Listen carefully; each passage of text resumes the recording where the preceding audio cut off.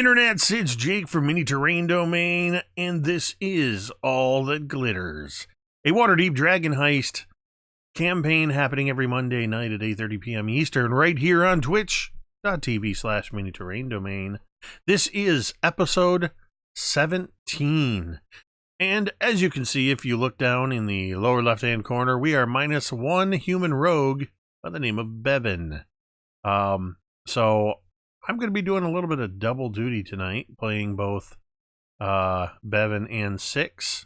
But I think that shouldn't be a problem at all, Mike assures me. So, so welcome to everybody who has joined us already, and thank you for tuning in for yet another episode of this incredible campaign DM'd by Mr. Mike the Piper. Just a quick reminder of the domain dice down at the bottom. Mike loves it when you give us domain dice, or domain dragons as we call them. We currently have 9 of them, thanks to the generosity of viewers like you. Every subscription, every raid, every $5 donation, or 500 bits gets us another one of these domain dragons that we can use for a variety of things, such as re-rolling a D20 or forcing Mike to re-roll a D20 and more, all explained down in the crawl below, or in the chat you can type in exclamation and domain dice. Also over in the chat, if you look, I have just dropped the link yet again for the Game Masters bundle giveaway that I'm doing, where 3 lucky winners will be drawn in about a month, less than 30 days. We will be drawing three winners. I'll be drawing 3 winners to receive these 3 packages, all 3 of which included a 5th edition starter set, a set of 6 miniatures pre-painted that coincide with the pre-gens in the starter set, also 6 sets of dice. And one lucky winner will get all of that, plus a brand new player's handbook, monster manual, dungeon master's guide, and dungeon master screen reincarnated. Everything you need to set up your own D&D gaming table and start your adventuring career. So follow that link. It's all part of the drive towards 10,000 subscribers over on the Mini Terrain Domain YouTube channel. I do believe that is all I have for announcements, so I'm going to kick it over to Mike. That was me kicking it.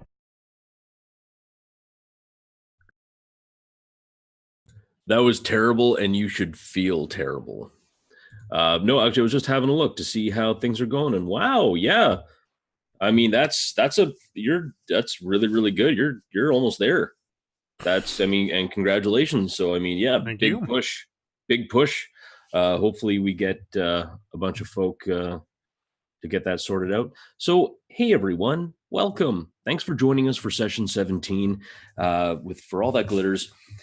And I'm excited. I'm excited today because Jake gets to lose 2 characters today. And I'm just like, oh, yeah. But anyway, seriously, I'm looking forward to it. And yeah, so without further ado, let's just jump right in to a recap. Who wants to give the recap tonight? I'll even give you a point of inspiration. I do believe I did it last week. Boy, that was quick.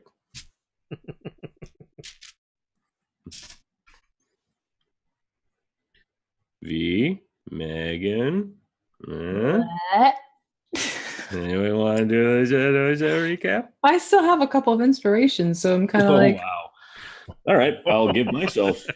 I can totally give myself a point of inspiration. So I will mark that down. +1. Not that I'm going to use it. Oh no, never. All right. Okay, we'll just make them re-roll it anyway. That's okay. I'll use up all your domain dragons.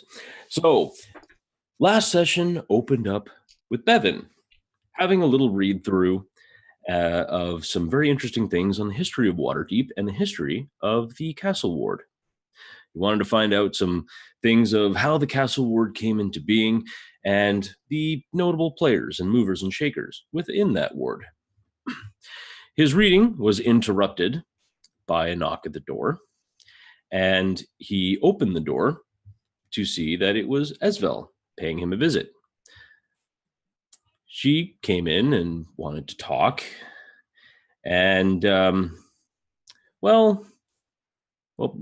screwed it all up. Bevyn really, really pooped the bed on that one. I think that's probably the nicest way of saying it.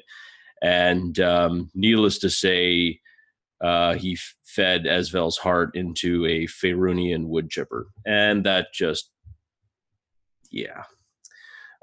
She left very, very upset, very sad. And I'm pretty sure he's going to get smacked around in some fashion or another. But after that, the safe got delivered. A young woman brought the safe over, and she was just a very small young person, and kind of confused as to how she was going to get an 800-pound safe in. Quickly saw that she was able to lift it very easily using a company used wand of telekinesis, because Faerun and Waterdeep. She was able to get it in, place it exactly where they want, and they now have a fairly strong, well-made, sturdy safe with a combination lock that I don't know. And I'm the DM. I know everything, but I don't know the combo. So, that's got to say something. After that, they decided to start looking. Memory serves me correctly. I might be missing something, but they did go to start hunting around for the Nimblewright. They decided to take a cross-current path first over to the Sea Ward, and then down over towards the South Ward in kind of a really, really smart diagonal pattern to see if this Nimblewright detector they had was going to go off. And sure enough, when they got to the Dock Ward, it went off. Surprisingly, they decided to follow and investigate the source of the signal, and they found two ships, the Hellraiser and the Heartbreaker. Looking at the two ships, they formulated a totally not overthought out plan to disguise themselves, and totally did not overthink. And due to some very, very colorful rolls, did not have some little problems with the makeup. But they tried, and as a good DM, you got to let your players try and fail spectacularly. But they did get caught. And the captain had kindly informed them that any sort of, deception would probably be a bad idea. Also, any sort of magical disguising of each other was kind of thrown out right off the ship quickly. But they were allowed to speak with the great Captain Zarda Zord, the mastermind behind Waterdeep's annual parade of High Harvest Tide. Launching into a skiff, very, very paranoid. Our party went to the largest flagship of Captain Zord's crew, or Captain Zord's organization, the Eye Catcher, where we ended our session with them walking into the Captain's Mess and seeing Captain's Mess, by the way, for those of you who are not nautical, is basically the lunchroom. It's the captain's personal dining area. So now you know. So they went into the Captain's Mess, and sure enough, did they see a somewhat scantily clad, extremely handsome, very flamboyant captain in an equally flamboyant and very outlandish Captain's Mess. And that is where we ended our session. Yeah, I mean, 6 and Zord, yeah, I ship it. So, I do. But anyway, so that's 1 point of inspiration to me, which I will totally use tomorrow. Totally use this session to destroy. So, without further ado, if there's any questions, any last minute questions? Okay, then let us begin.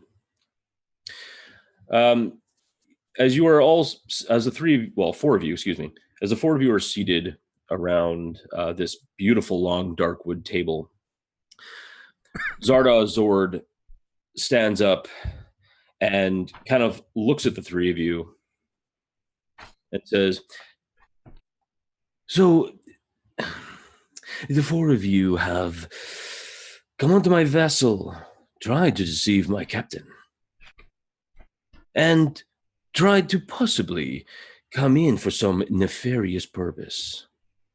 And he looks directly at you, 6. He draws out his rapier, and you see it's this beautiful rapier, gold filigree, ending in what looks to be like this kind of seascape, this like kraken, this basket that looks like a kraken kind of, or a giant squid kind of like with tentacles kind of like wrapping up into the top of it. He points it at you, still standing. He points it directly at you and flicks his wrist and stabs it into a biscuit. Would you like a biscuit?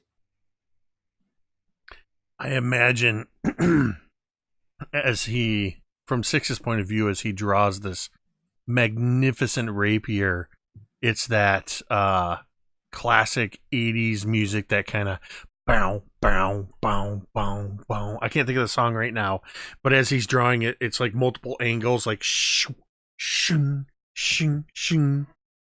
6 is transfixed, both by the captain and his magnificent rapier, as I dance around all these double entendres.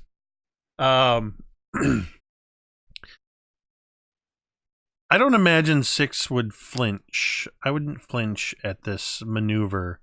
But I would glance over at the biscuit.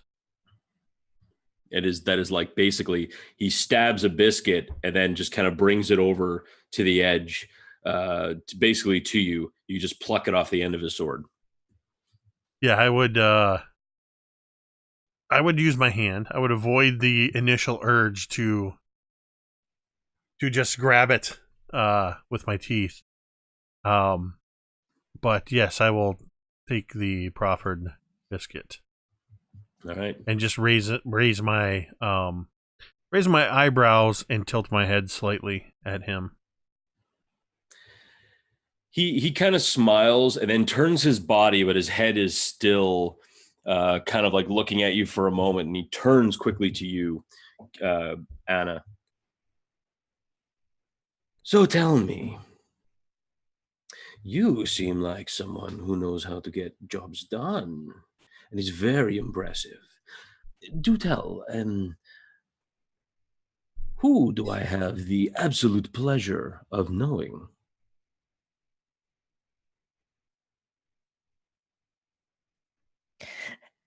Anna just looks from 6 to Zardov. There's 2 of you now? Oh, my dear, truly, no one is my equal. But, and he looks back at 6, possibly. But that does not answer my question. Please, please, please, please, please. I would know. And he grabs this like beautiful, very ornate, ostentatious chair and sits down in it and kind of like, crosses one leg over the other and kind of puts both his hands on his knee and just kind of like stares at you enraptured, waiting for you to speak. I'm Anna?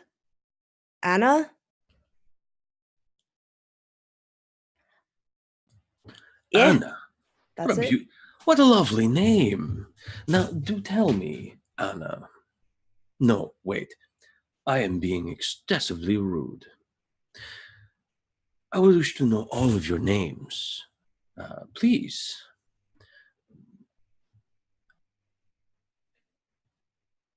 And he just sits and waits. Bevyn tilts his head at him. You can call me Bevyn.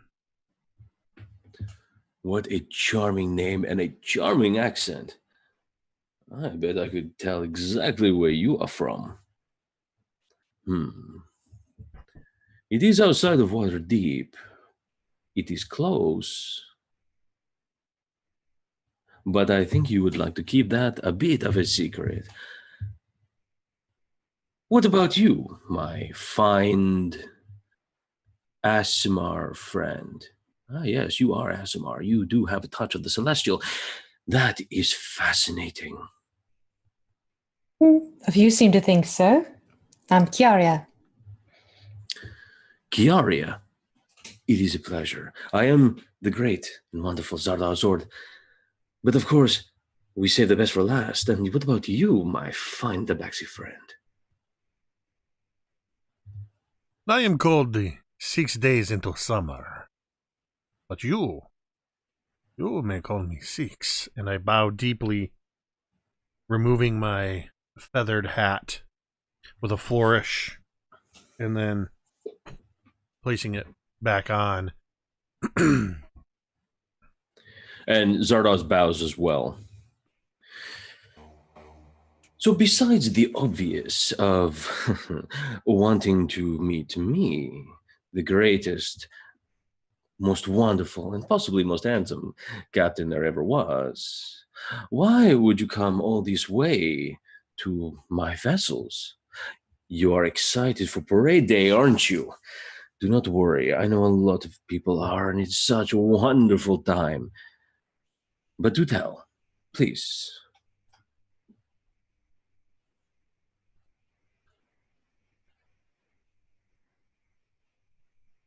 Kiara, do you want to maybe tell them what it was we were looking for? You seem to know the most about this nimble right thing. That's Bevyn. I figured. I'm going to try to keep the accents. Six wouldn't ask. Six would just do. Right. Real quick. 7, is that you? Right. 6 of 9. Real quick, thank you to Star19, who said we looked low on rerolls and donated $5 to give us another domain dragon. And the kitten just took a fall. Yes, well, you see, we have the interesting situation of looking for this construct, if you will. And we've been given this little gadget, and she'll nod over to Six, has it right? Oh, yeah. Six will sort of almost present it. Yes, this Nimblewright detector was given to us as a method of tracking this thing, which seems to have had the fortune of leading us directly to you.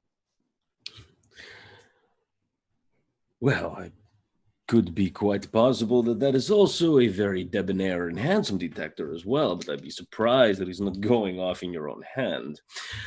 However, I would imagine that you would probably be thinking of the many Nimblewrights that help us here. One moment. And he kind of just claps his hands very lightly. And the door, like the far door, opens up, and you see a Nimblewright kind of.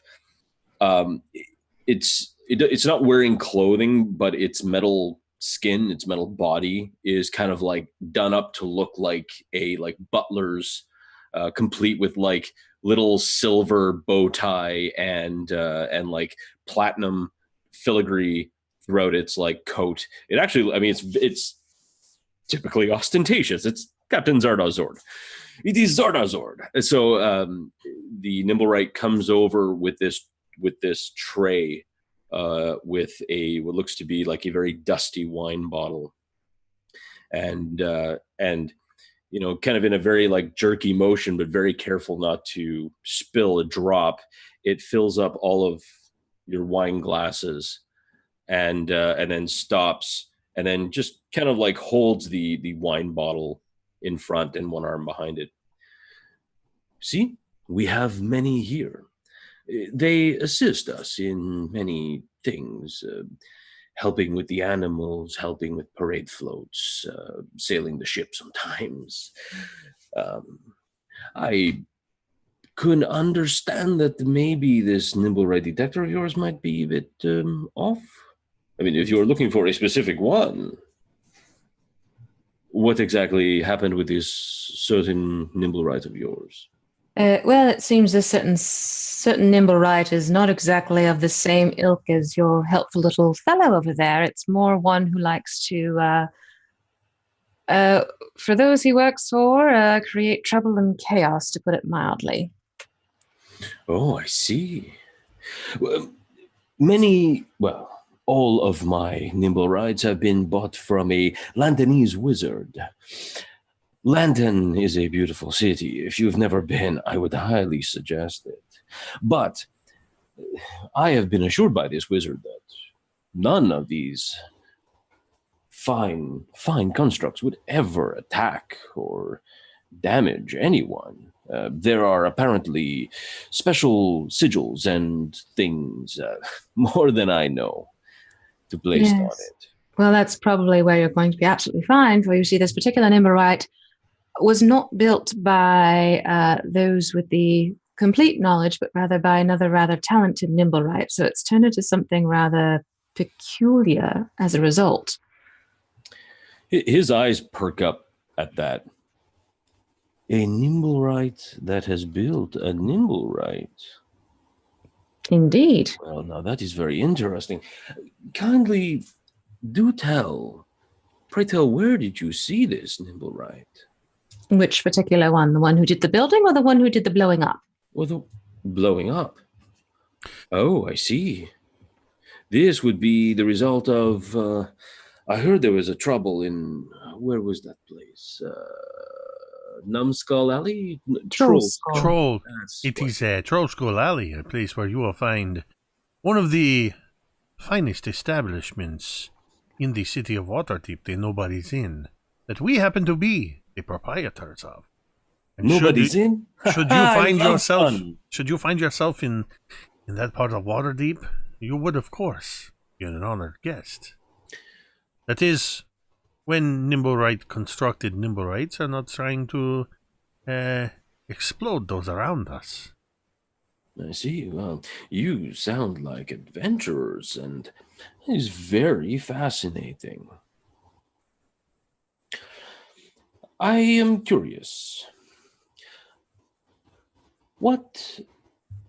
Where was this Nimblewright that built the other Nimblewright? Where did you find this? I wish to buy it. A Nimblewright that can do repairs on other Nimblewrights. That would be fantastic. Oh, this is not one that's up for sale, and I can guarantee you on that one. This is one who is rather near and dear and, well, very much protected, I dare say, sacred to the people upon which it's staying with. And that is? Well, I mean, think about it. Who would be best suited to create a Nimblewright of such talent in Waterdeep? Well, I mean, there is the Grey Tower, the Watchful Order of Magists and Protectors, the Temple of Gond. There could be many places. Six makes a very subtle finger on the side of his nose when he mentions the Temple of Gond. Of course. There is always divine protection when it comes to those sorts of things. A pity. But, you know, everyone has their price. However, I seem to talk, but none of you seem to wish to ask me anything. How long have you been here in Waterdeep? Is Six holding the Nimblewright detector? Yeah. And with the Nimblewright in the room, is it going off? Mm-hmm. Okay. Oh yeah, it's just like spinning lights, fireworks. magical Siri voice. It's right over there. God. You have How arrived many, at your destination. How many nimble rights you got? Oh, well, I would think that we have spread out over 3 ships, around a dozen, maybe 15. Would you know them all by sight? And are they registered type of situation? Or Yes, they are. 1 second. Excuse me, Bartholomew. Please show your sigil.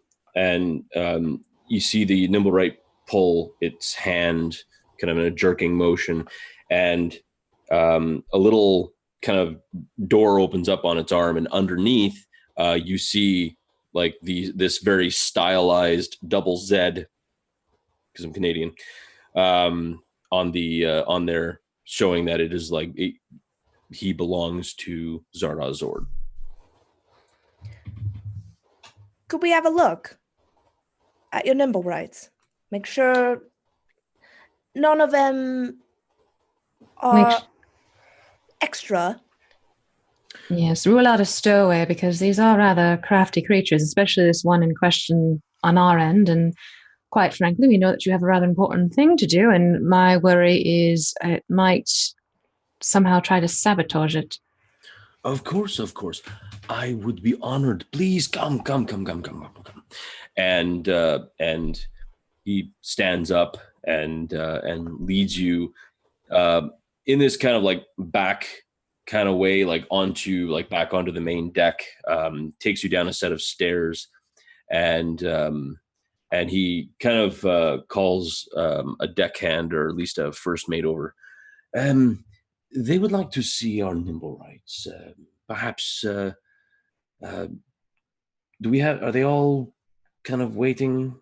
And the first mate kind of nods, and he takes you to this area, and you see kind of all the nimble rights just kind of like standing up against a back wall, and all 15 of them are there. Every so often I ask them to come here, and especially now. Now is very important. Nimble rights usually do menial tasks during the parade, carrying flags and making sure none of the floats go awry. You know. And you see all the nimble rights. The one that he had named Bartholomew is standing like kind of at the end. And then the rest of them all seem to be exactly the same.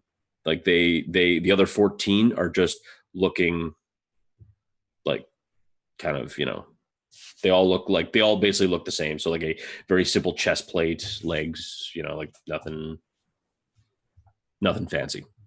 Well, it certainly explains why that little contraption is still going off here, but how do you know there's not others on the other ships?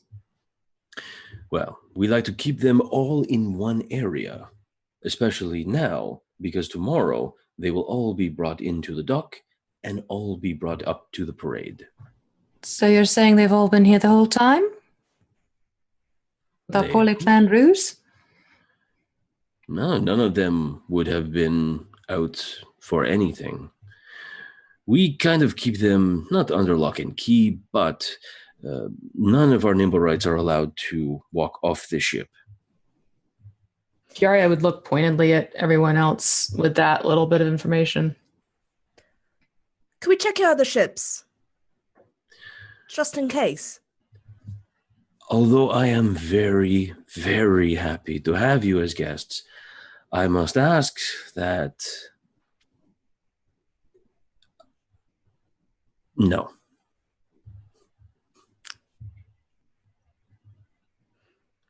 Can Anna make an insight check? Mm-hmm. Go for it. I'm going to use a domain die because she's thinking that. For sure. Okay, that's a 15. Nope. He doesn't appear to be lying in any way, shape, or form. He's just, I mean, the only thing you're getting from like the only thing you'd be getting from him is more of a, I don't want people to like see my parade floats that are going to be a big surprise and it's going to be great. Like, it's kind of one of those like, okay, I've wined and dined you and you've had the pleasure of my company. And we're getting on in time. So, hey, kind of a thing. So, do all of these have that same sigil then? Oh, yes, of course. Present your sigils, and all of them like bring up their right arms, and the little plate kind of opens up, and you see, another like 14 double Zeds going all the way down. That's a rather impressive group you have there. Thank you. They cost me a pretty penny, but they were worth it. Oh, I can imagine. Well, if we're not permitted to go back onto your 2 ships just to check, might I suggest that you may want to have your crew just do a rather thorough sweep to be sure that there's not a stowaway aboard? I appreciate your concern, and I most certainly will. I thank you for that. Now, if there is nothing else, I will have one of my boats, take you right back to the dock. Before we go, I am just wondering, when you are not hosting or preparing lavish floats for the parade and organizing such what is sure to be a most magnificent display, what do you do with your time? Where could you be found should one want to find you? I am found in Luskin. Now, I know. Luskin's a terrible place full of pirates and crime, but I am also a merchant, and I deal with rare and very valuable goods. So I spend most of my time on my 3 ships, sailing to destinations unknown, exploring new places, and gathering fascinating creatures for more parades and more tantalizing good times. That sounds wonderful and simply delightful. I do hope that perhaps after the parade, our paths will cross again. Perhaps before you leave the city, you will visit us at the Nobody's Inn. I was going to leave once the parade was over, but you have chained me with your sweet words. I will stay here most assuredly. And I most certainly will come to this Nobody's Inn. Perhaps you can regale me with story and song. If there is one thing I know how to do, it is regale with incredible stories. Dance. And I quickly, turning away from him, I quickly flip my own rapier out from its scabbard, but not drawing it by the hilt. I flip it up so that kind of like by the basket, it pops into the air, and I sort of catch it in balance. So I'm balancing it on the tip on my hand, and then just sort of roll it around and slide it back into its sheath, all in one quick, delicate maneuver. Oh, that was wonderful. I am most certainly going to visit your Nobody's Inn, and perhaps I will be seeing more of you. Well then, if you'll excuse me, sailors, take these 4 wonderful people to, wherever they want to go. All right then, you all have a very pleasant evening. Ta-ta. And he goes walking, and his walk, like as he's walking away, it's not even like just a walk.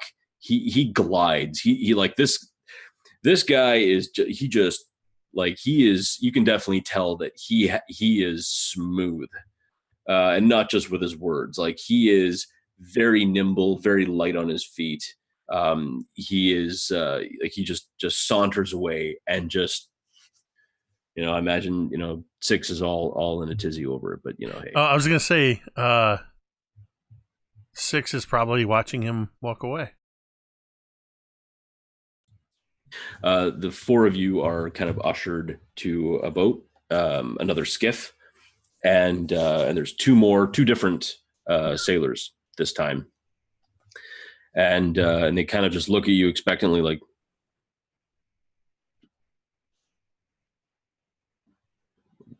where would you like to go? Good question. So you are currently, yoinks. You are currently in. We're out in the middle of the harbor, aren't we? All the way out by you are. Yes, you're kind of near. You're kind of near the gates. Those sea gates near Stormhaven Island. You're on the other side in the dock ward.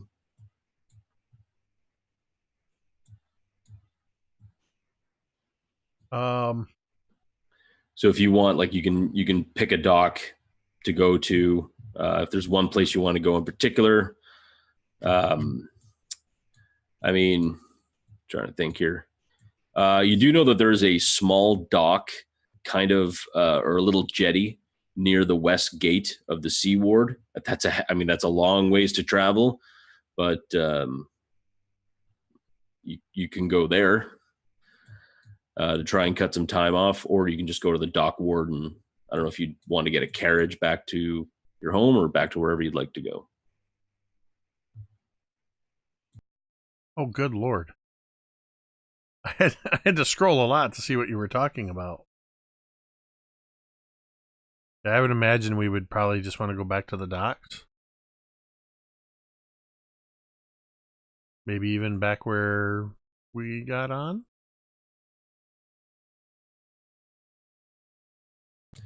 Sounds good. Yep. And they do. And it takes like all of like 10 minutes, 10 minutes. And they actually bring you to what looks to be like a low dock for a ship, like for a boat of that size. And you basically, you're right into the dock ward. You're basically on right beside that kind of main T dock that, or is that a dock? Yes. No, that's a wharf. Anyway, you're there. And basically right beside the two big ships, there's a smaller dock that they kind of go up towards. And you're pretty much back on Fish Street, and you're right by the Sailor's Corner where you went to try and apply that makeup. So, first off, thank you to the Canadian Hipster for the subscription, and we're back up to 10 Domain Dragon. Second, I picture as soon as we're on the dock and the sailors have left, at the same moment that Six looks out towards the eye catcher way out in the bay, in the harbor, Six says, "I liked him." At that exact same moment, Bevyn says, "I don't like him."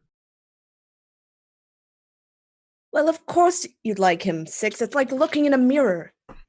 He was not a tabaxi. Maybe if I shaved all my hair off, but I don't understand what you're saying. Not so much in terms of looks, dear, but you're two peas in a pod. Absolutely. Well, I don't know about that. I mean, he was very gilded. Much more. I mean, egotistical. Yeah. I was referring to the sheer amount of gold that adorned his person, but I would not say egotistical. I would say he exudes confidence, an unmatched confidence. I can appreciate that in a person. If Anna's eyes could roll in the back of her head, they would have at this point. Make an athletics check. No, I'm just kidding. And then 6 would maybe turn to... Oh, no, wait. We don't know what happened with, what's her name in Bevyn, do we? You do not. Because No, if I you wouldn't. had, I'm pretty sure if you had, Kiara would have slapped him and Anna would have just like hoofed him, probably in the shin. Because that hurts. At the same time, too. Oh, yeah. Yeah. Can you start up that thing again? I That was gonna detector? say, how close are we to the Hellraiser and the Heartbreaker? You're now right pretty much at that corner where the where that inn is that you were Yes. you guys were doing Then it. I So would that be absolutely have the Nimblewright detector active. okay. And as you kind of hold it, it seems to like kind of gently move towards the two vessels, but for the most part, it's like when you kind of have like a really bad signal on your phone, so you're like trying to move it around, and it's like trying to latch on to that one signal, but you're just a little too far away. So it's it's kind of just like skipping a little. Well, we seem to be pretty much right back to where we started, in that we don't know where this thing is. But we have met a very interesting and powerful individual, so I wouldn't call it a complete loss. I'm just wondering if something's gonna go on at the parade. You know what I mean? That was my concern as well, the second he said he had all of 15 on his boat, and yet those two boats were making that thing dance like a Spanish tarantella type of thing. I don't know. It doesn't seem right. With the way that was moving before, but supposedly there was nothing on those two ships. Well, 2 and 2 together, I wonder.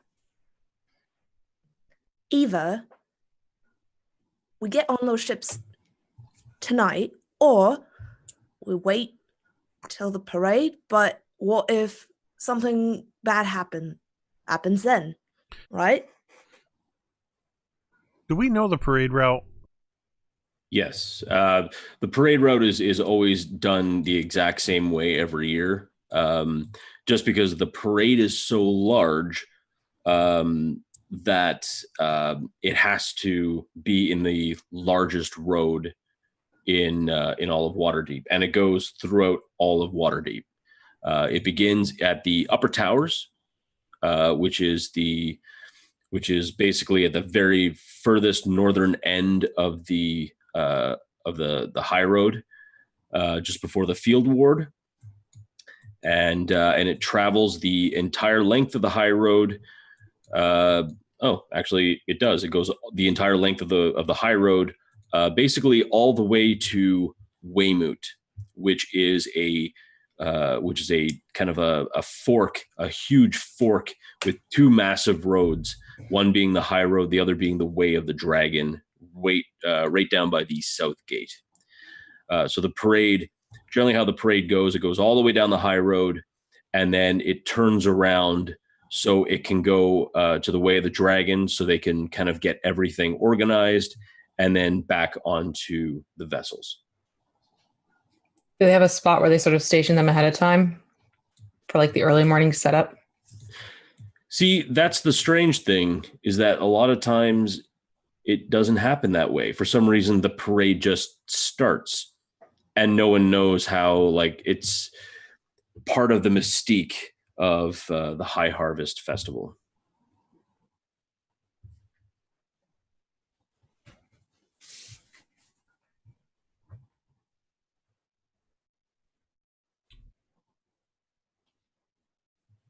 What about and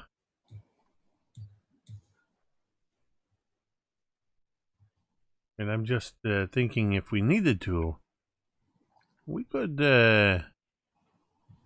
follow the parade. Perhaps even along the rooftops if we needed to. Well, some of us are better on the rooftops. But I wanted to. Right. I know, you wanted to be the bear in the honey pot. What? You really didn't pick that one up, did you? The blueprints, 6. In the honeycombs. Oh! I keep forgetting your fixation with the drawings of all the architectural structures in the city.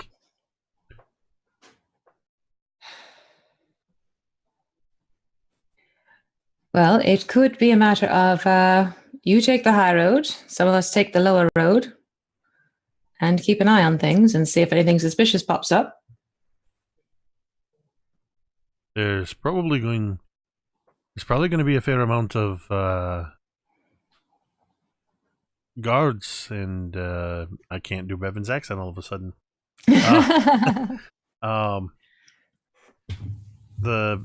forget what they're called. The guard we saw flying around. Griffin Riders? Yes, Griffin. Good lord. Yes, Bevyn suggests that there might be a police presence as well during the parade. But if they see a nimble right, they're not going to think anything of it, especially if there's others in the parade, until something happens and something blows up. I was more thinking we'd have to watch ourselves.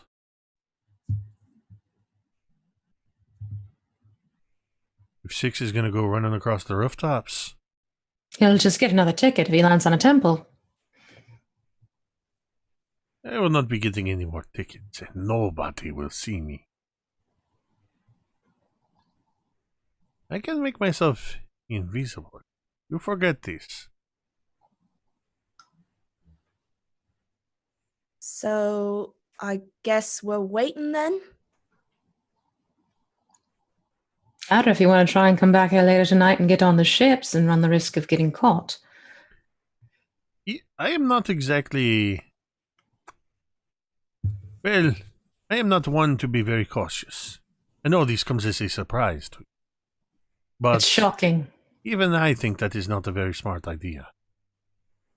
You saw Zardal Zad, and you saw how quickly his captains identified us.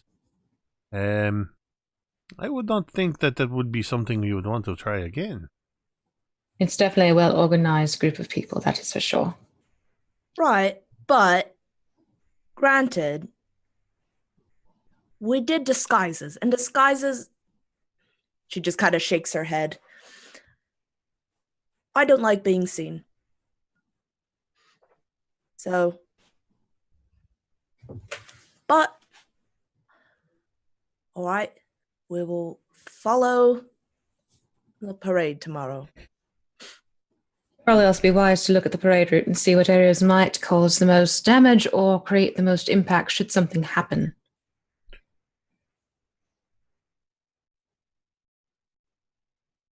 I mean, yeah, we could walk the parade route. It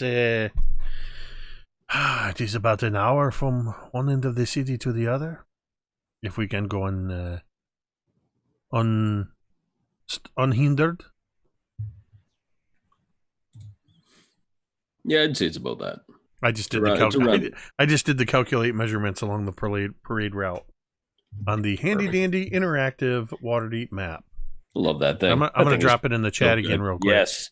As a matter of fact, not only because when you go on that site, it's not just the Waterdeep map. There's also a Faerun map and a couple other maps that I can't remember. Neverwinter, Lelth Provinces, Lelth, Karatura, Waterdeep, and Forgotten Realms. There's a lot of great, and I would highly suggest you check them all out at some point because it's just a great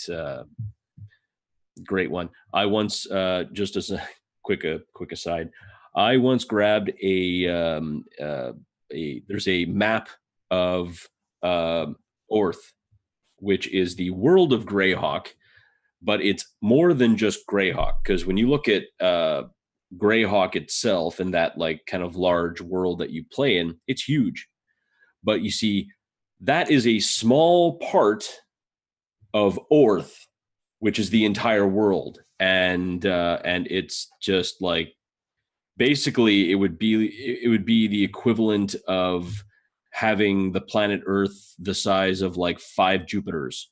It's so super massive, and you think to yourself, no human being could ever traverse that. Even an elf probably could not traverse the entire world, just how big it is. And that's what I love about D&D.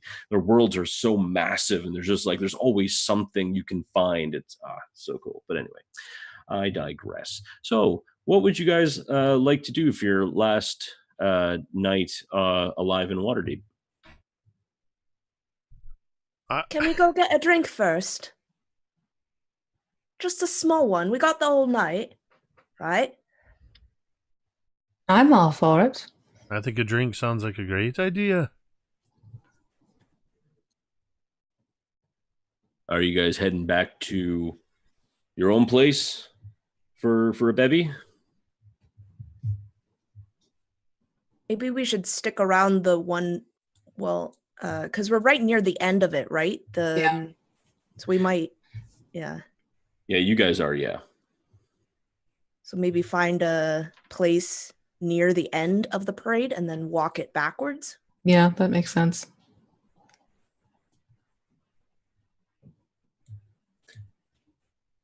So, Sure. so you guys want to start in the southern ward and make your way to the north ward? Mm-hmm.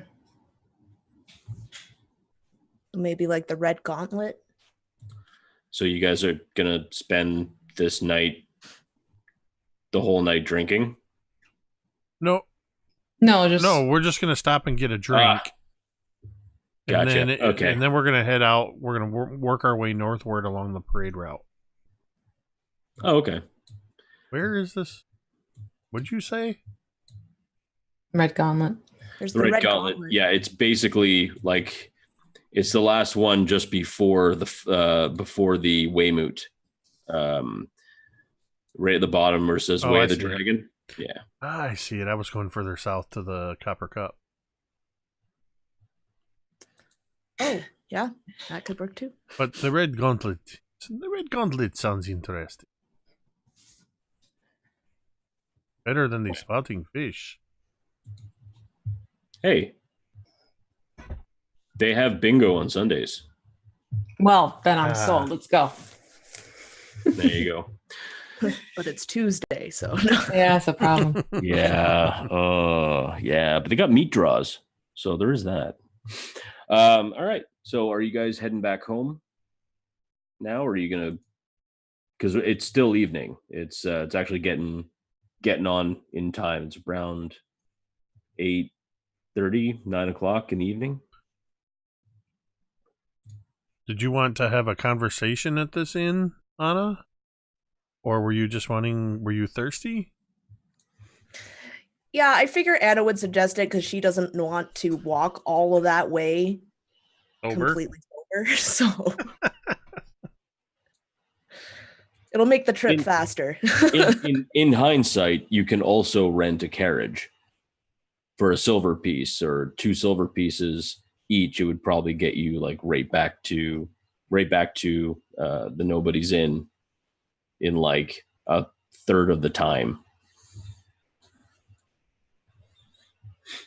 I think Anna would suggest walking, but she's okay with either. But just to get like a better look, because in a carriage,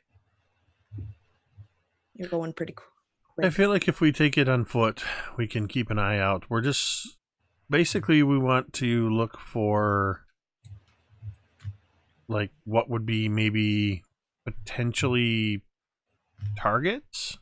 Yeah, and then also see if there's anyone who's there who maybe shouldn't be there, kind of prepping for the next day. And 6 is just looking along the parade route, scanning the rooftops, kind of seeing how easy it would be to maneuver or along the parade route on the rooftops. Okay, so you guys are going to walk back? Yep. Okay. So as you make your way down I guess this time up the high road going up north, the places, I mean, right now, like people are going out for the evening and going to, gambling halls and dance halls and taverns and everything else. It's still fairly busy. You do pass after, some time, probably about 15 minutes, you do pass the stone house. Seeing all the rooftops, I mean, there are, there's a few rooftops that kind of look like they have balconies in like on the roof themselves. But you see nothing odd. You do see a fairly heavy watch presence as you make your way up the high road. A lot of them are starting to set up like temporary kind of like barricades to keep people behind the parade. Other than that, not very much. You see like a few members of the Watchful Order of Magists and Protectors are out. They're looking for like sigils, or they're looking for any sort of like mischief magic so it doesn't disrupt the parade as you keep walking by. And before you know it, after about 45-50 minutes, you're back onto Serdun Street. All right. And then sure enough, as you go back, you see Troll Skull Manor, but the Nobody's Inn. Where would you like to go? The door to Troll Skull or Nobody's Inn is ajar. It would be unusual for us to return and not step into our own establishment. I will, of course, go in. Because while I don't mind drinking at other places, I'm all for a free beverage. Even though technically we pay for it anyway, but... Yeah, well, Six doesn't think that far. Well, exactly. Potato. So, as you go in, one thing you kind of notice as you're like walking up the steps toward the Nobody's Inn is you don't hear the usual like laughter and voices and talking of what should be a busy tavern, and it's sure enough, as you walk in, there's nobody in the Nobody's Inn. However,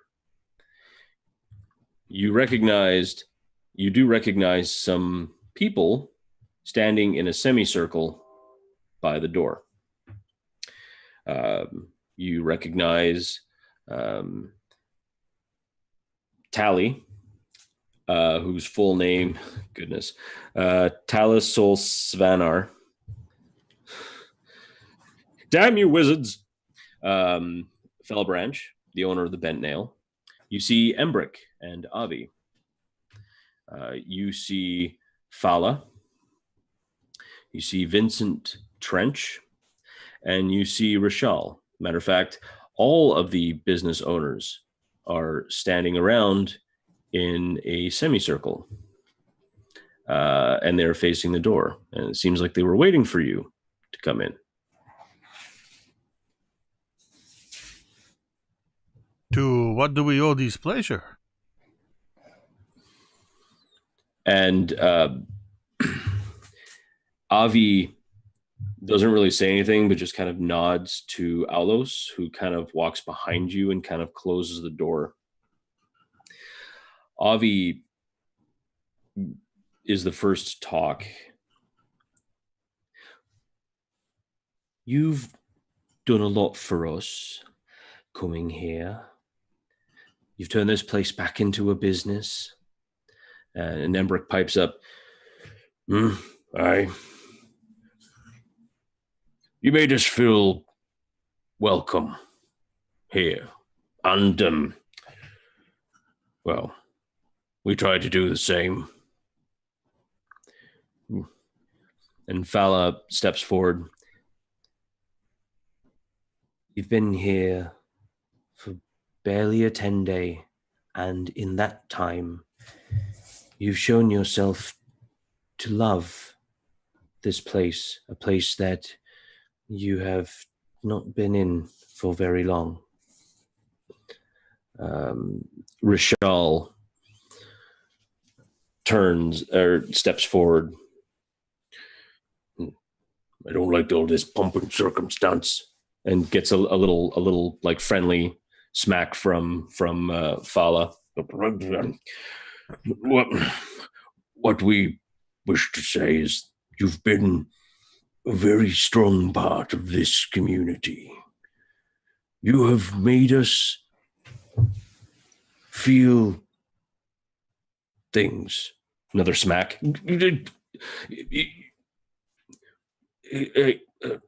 And then finally, you see Vincent, who's standing there like rolling his eyes. Look, we want to do something nice for you. So we've talked to Embrick and Avi and Rishal. Basically what we are trying to say is that, well, we want to reward you for all the good things that you've done. See, how hard was that?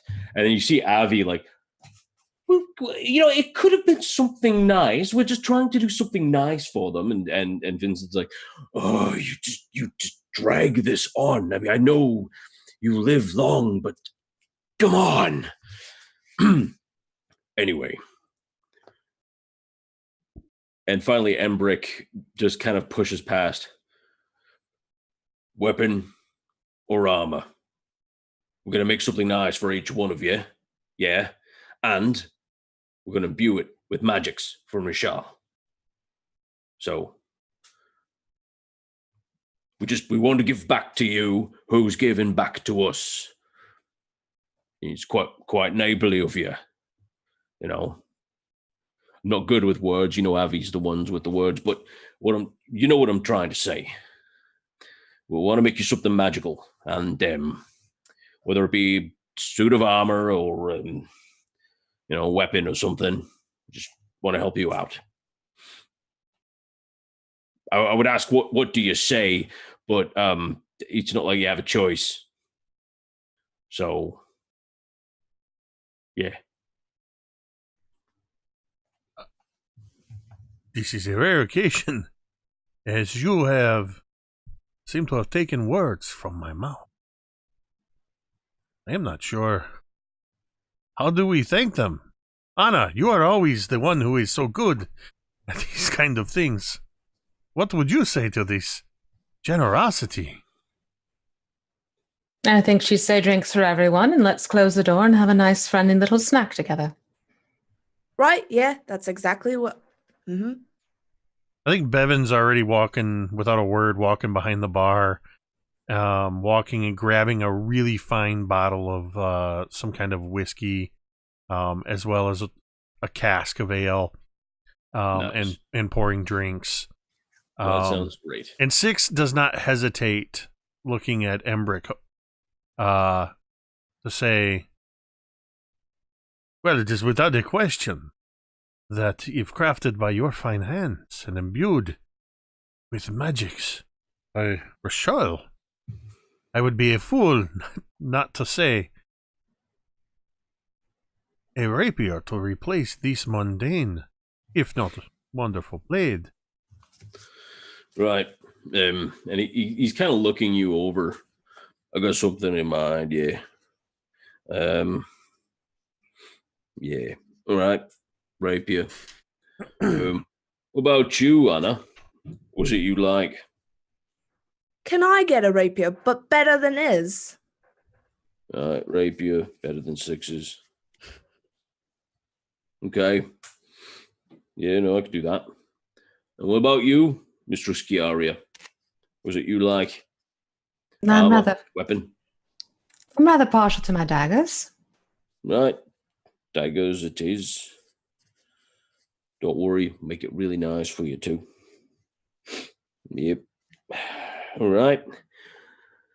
What about you, Bevyn? What was it you would like? Bevyn is internally thinking as he's Right asked now, him as he's asked himself and is waiting for a response. And right now he's internally screaming. So what we're gonna do is I'll tell you what. I'm actually just gonna we're gonna take a little break here. Because I think I just have to run and do something in the real. But in the meantime, what we'll do is what I'll do is after break, we're gonna pick this up kind of after you guys have had some festivities and a little bit to drink, and we've all had some fun. You guys all went to bed and everything's totally fine, and none of you have had horrible things happen to you in your sleep, except Bevyn. No, but maybe. So anyway, so we'll just take a short little 10-minute break, folks. Thank you so much for joining us, and we will see you in 10 minutes. And I'll let Jake do all the cool talking stuff that he does. Wait, this side. Well, you already did it. 10-minute break. We're gonna roll some promo stuff, and we'll be back in 10 minutes. So we'll see you then.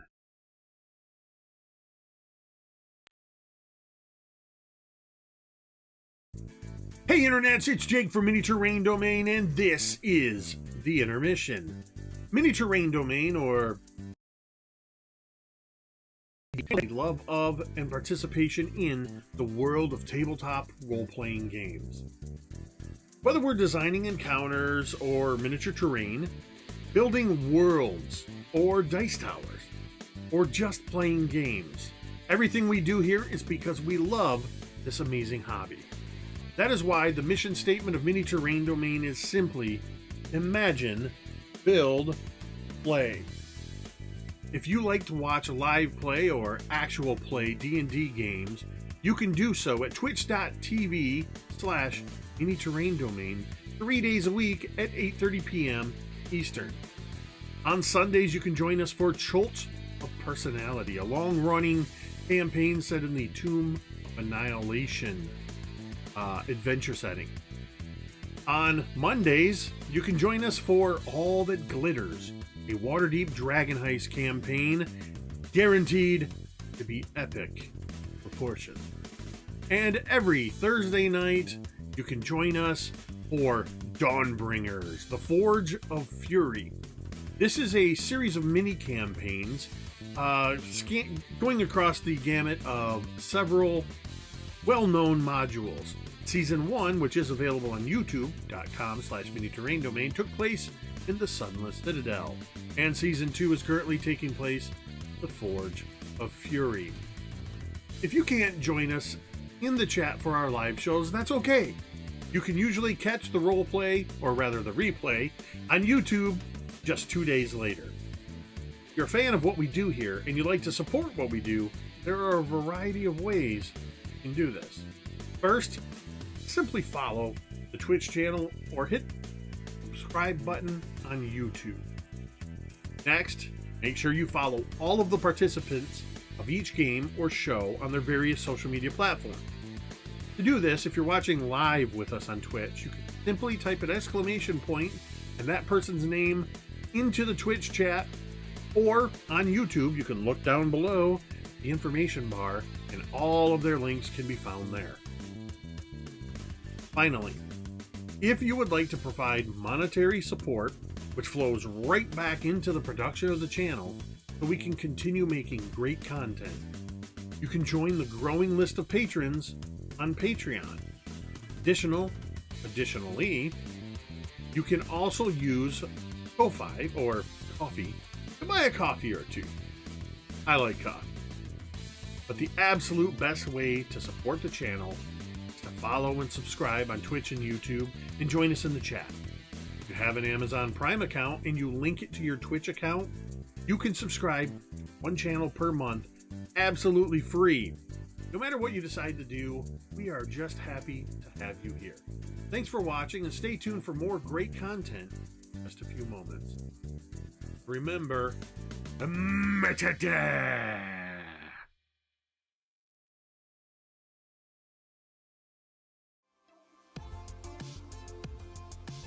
Hi everyone, I'm V and I have the YouTube channel The Crafting Muse. Please be sure to go over there and check it out if you too would like to learn how to make some tabletop terrain, paint miniatures, as well as some game accessories. I'm always happy to have new subscribers over there.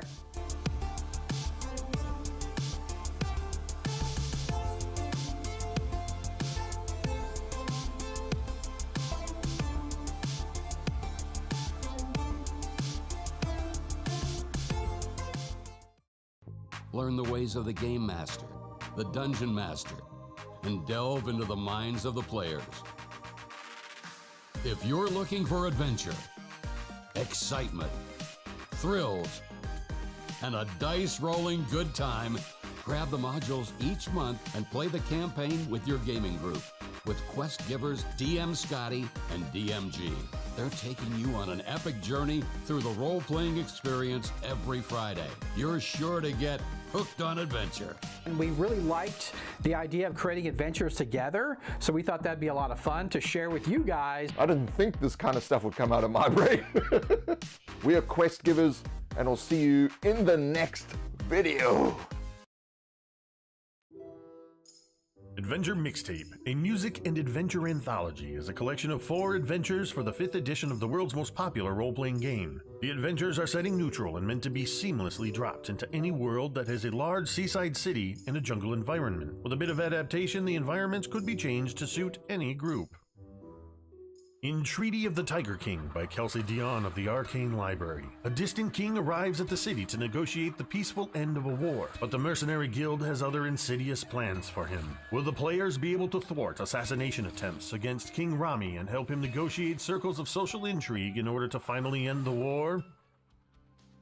In Madness of the Majestic Menagerie by Ken Brees of Burling's Beard, the famous Majestic Menagerie draws hordes of visitors to the metropolis and cultural hub known since time immemorial as Splendor by the Sea. But now the gates of the famous zoo have been shut, and the grand opening of the new section has been jeopardized by a spate of mysterious accidents and, it's whispered, grievous injuries due to uncontrollable creatures. Mr. Majestic seeks to hire investigators and troubleshooters who can keep a low profile to iron out any problems before the impending grand opening becomes a complete disaster.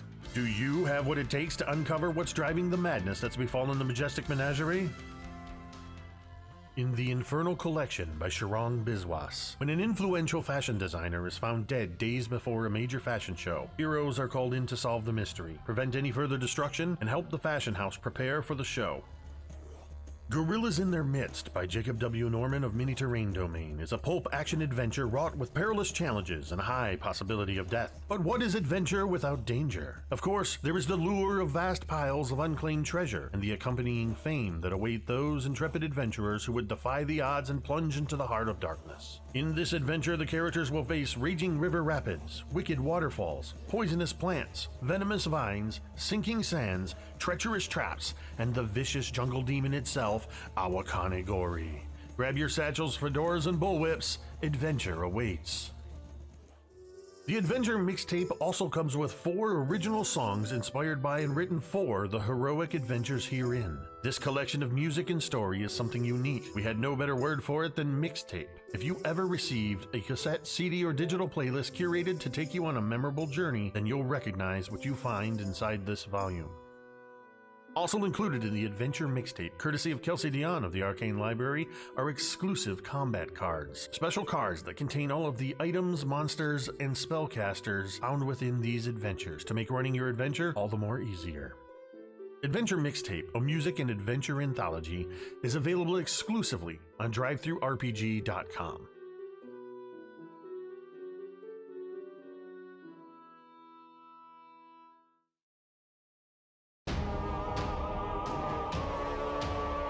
Cryforth, once home to the most wondrous kingdom the world had ever known, blasted to nothing in just a fortnight. It is here that the fiends of hell walk among us. It is here where all things die. Welcome to Cryforth. Demon invaders roam the landscape and have conquered all. The world is a ravaged and wrathful wasteland, where the old world lies buried beneath the blood and sand with its gods and its secrets. Water is fought over with blood and steel. Compatible with the 5th edition of the world's oldest fantasy role-playing game, this This book contains all new character creation options, including all of the familiar classes with new aspects befitting the ravaged wastelands of Cryfoth, along with new backgrounds, subclasses, spells, feats, and so much more. New races will allow you to play as the Cursed Ash Elves, the Forsaken Humans, the Primordial Incarnate, the Proud Orcs, the Reptilian Suri, or the Infernal-Blooded Tieflings. New game mechanics such as blood, grit, and effort give your games an intense focus on lethality and survival. Numerous role tables full of ideas to help bring your games to life. Featuring incredible thematic art by Brandish Gilhelm of Runehammer Games, as well as Lloyd Collins. The people of Cryfoth are not heroes. In Cryfoth, it is courage just to survive. Will you rise to face the tide of demons, or will you succumb to the hostile elements? Available now on DriveThruRPG.com.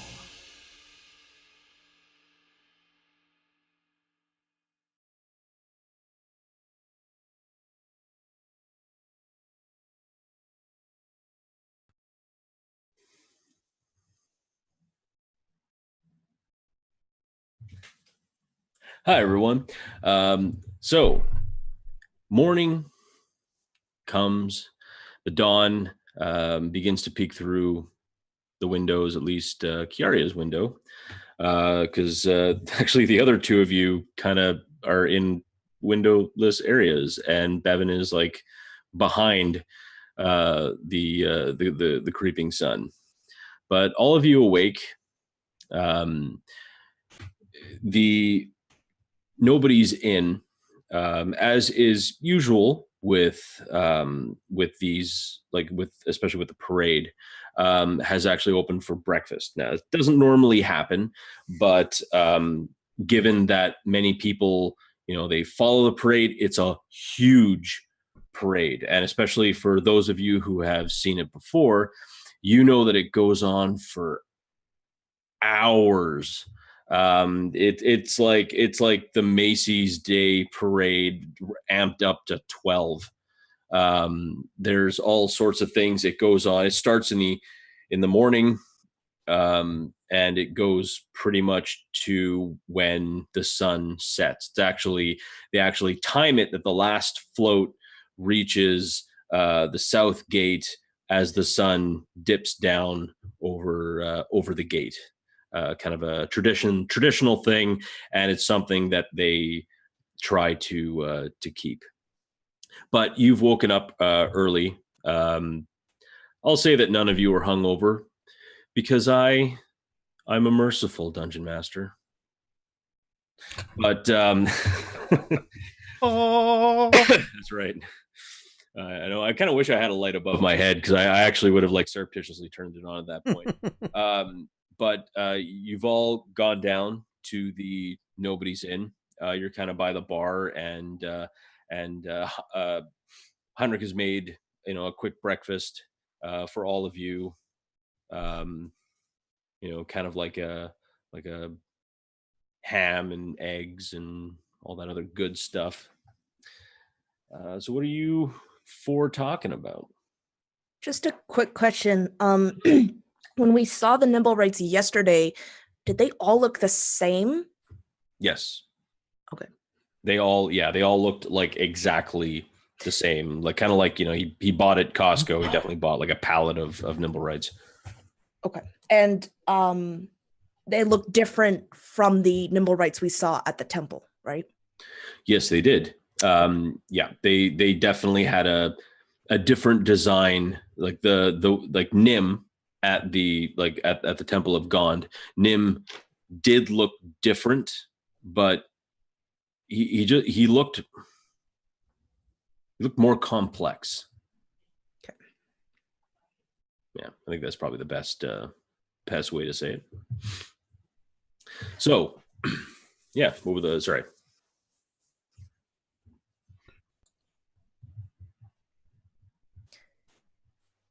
Right. So are we just going to spend the day looking at floats and looking for different looking nimble rides?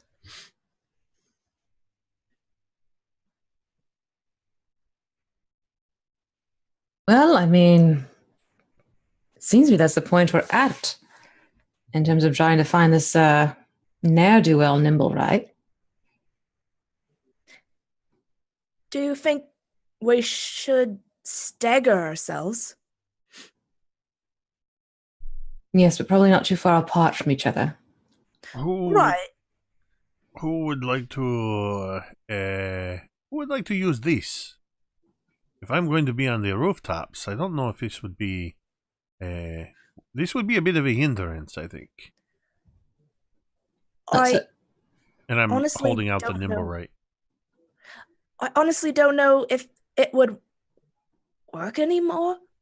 At this point, if there's nimble rights helping with the floats, this thing's going to be lit up like it was at the ship.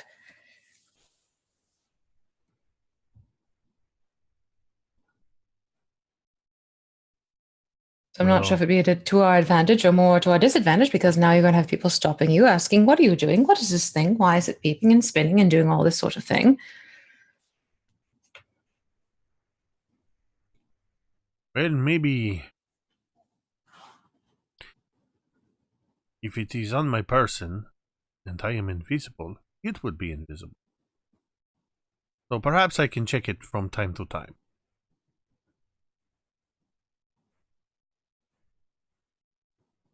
Should we let some of the floats come down the high road a bit? And then sort of move along? Maybe almost like patrolling back and forth? Or should we follow? I mean, there's going to be, the entire street is going to be filled with floats from the sounds of it. I think,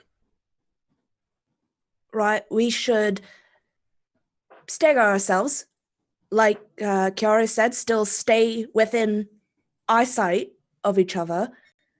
But the last person, once the parade is gone and they can't see them anymore, then they come to the front. If that makes sense.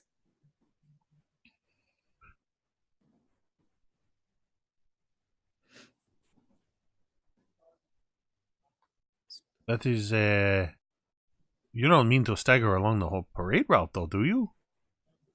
No. Just a bit ahead, just a little bit ahead of the start of the parade, just to make sure that no one's, setting themselves up. All right. So maybe we should get, we should head towards where they will be starting the parade and get into positions. That would probably be best. I mean, I'm going to have to get up onto the roof and find a good place. I'm only going to be able to be invisible for an hour at a time, and I can only do this for maybe 3 hours. So maybe I will have to use the shadows, my advantage, the peaks, and my natural stealthy ability. I'm sure it'll be just fine, and she'll pat Six on the shoulder and give him blessing of the trickster. Ooh. I have a feeling you'll be extra specially talented today, dear Six. What does that do?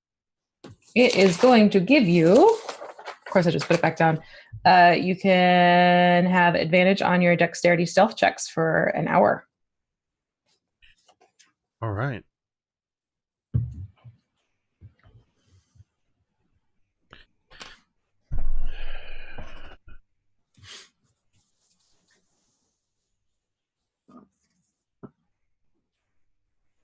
So, where will you be then, Kiara? Well, if you want, I could always sort of take the lead further down, and then, if need be, I can just sort of take wing, if necessary, and get back to the rest of you.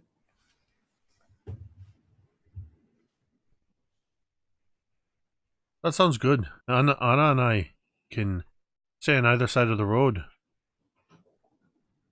on the ground. Well then, it sounds like we have a plan. Wonderful. Excellent. I look forward to destroying it. I like that nobody batted an eye when Mike was voicing 6 NPCs outside our porch, but everybody's smiling and smirking at me doing Bevyn. Hey, that was good. That was great. Yeah, I only lost Bevyn's accent once. Exactly. You were 7. Right. You were both Bevyn and 6, right? Just right together. It was perfect. Well, if Bevyn and 6 ever hook up, that'll be our couple name. Oh, that's cute, but I don't know, man. Zarda Zord, So, where would you all like to go? Did you want to go to the start of the parade at the upper towers and then just start walking, or? Sorry. Yeah. Yes. Okay.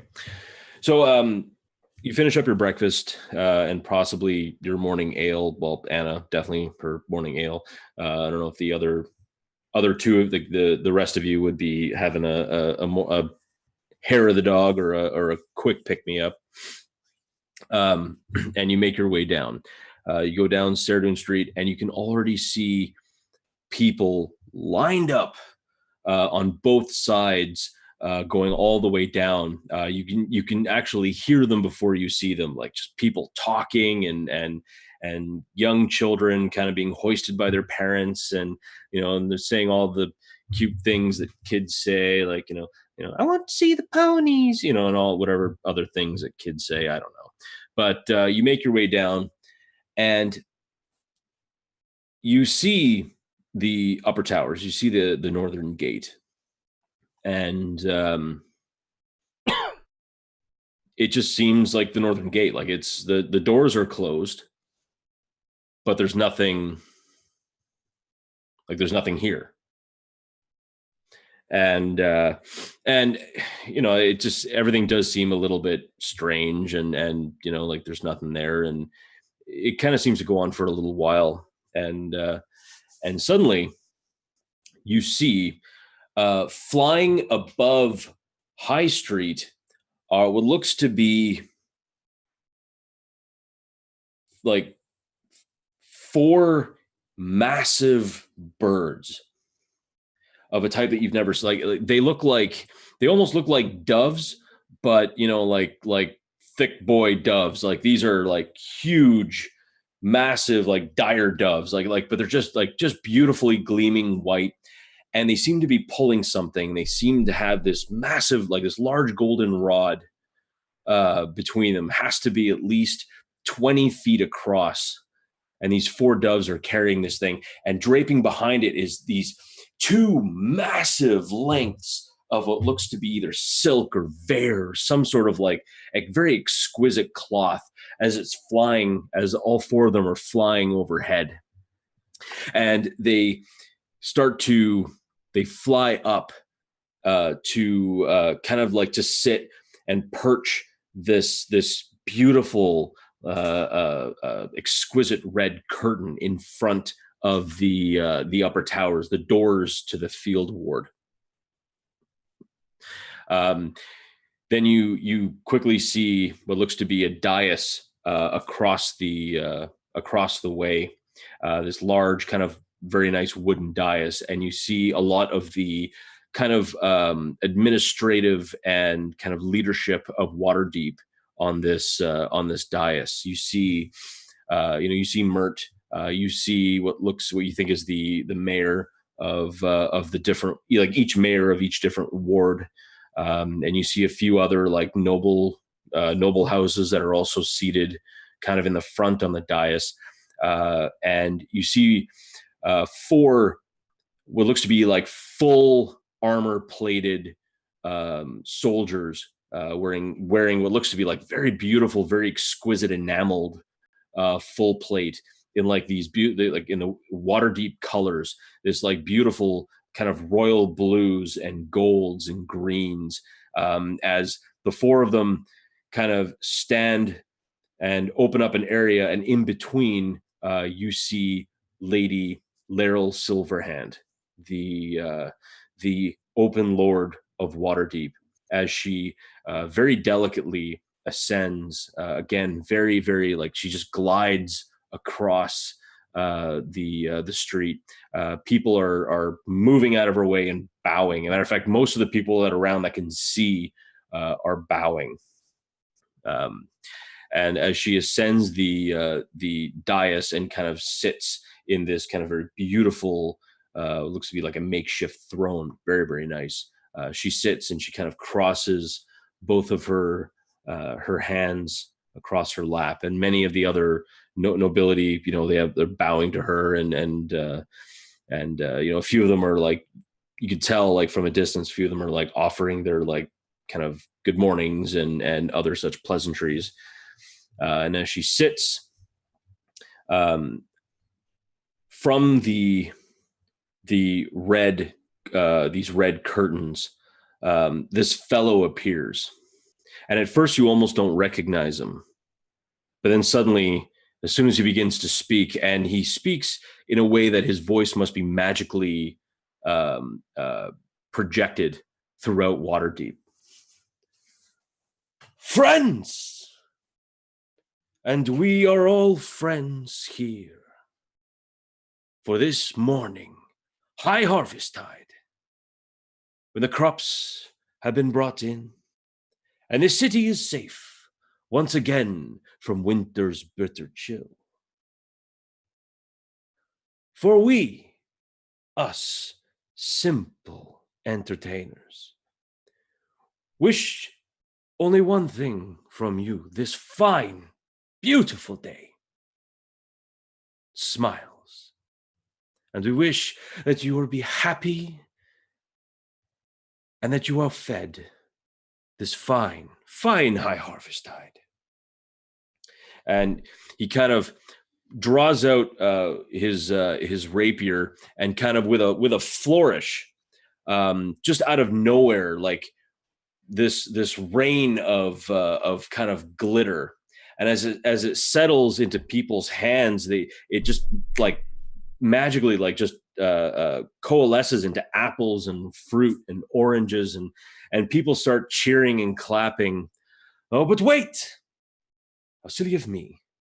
We cannot have a parade without my ships.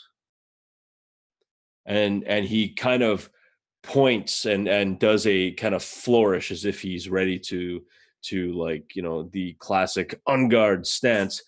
And suddenly the curtains kind of blow apart, and this massive a float that could not have fit through those doors, suddenly begins to like peek through the curtains. And it looks to be 3 vessels, 3 ships' prows, breaking through waves. And everyone starts to clap and cheer, and Zarda Zord kind of points and goes, and now we can begin. And he kind of runs up and flips up remarkably into the kind of top, the main vessel that has eye catcher printed down on both sides. And he seems to be holding a wheel, and which doesn't seem to do anything. And he goes and he just shouts, and now let us begin the parade of high harvest tide. And he kind of points as if he's kind of leading an army of floats, or a flotilla of floats. And the first float kind of like begins, and you see some of the sailors that you have seen on the vessel are like kind of throwing out what looks to be like sweets and candies. You see like sparklers and other like little fireworks kind of crackling throughout, and the parade has started. And each one, as each float passes through, you still notice how it doesn't seem possible with how these floats are coming through this. Well, first off, these massive closed doors, and that they're too big. Like one of the floats would have easily taken off the kind of like ramparted walkway over top of the doors, and yet it just seems to like glide effortlessly through. What would you like to do?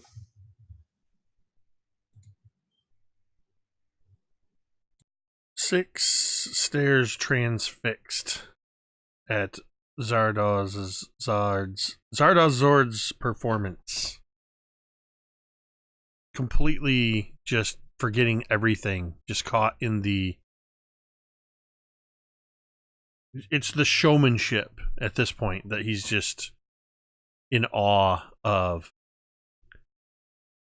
And it's not until the ship begins to move and the float begins to move that I sort of, oh yeah, I was going to get on the roof. And I am going to duck into an alley and I'm going to assess if it's possible for me to get up. You know what? I'm not even going to do that. For this first maneuver, if I can get out of sight of people and just even for a moment disappear behind a corner, I'm going to cast invisibility on myself. And then once invisible, begin looking for a good way to climb up and get up on the rooftops along the parade route. And there it is. Mike's muted. Oh, there it was. Oh. Oh well. It does not take you very long, especially after casting invisibility on yourself and with the like loud with all the noise and all the distraction over there. You don't even have to roll for it. You can easily ascend you can easily ascend to the roof.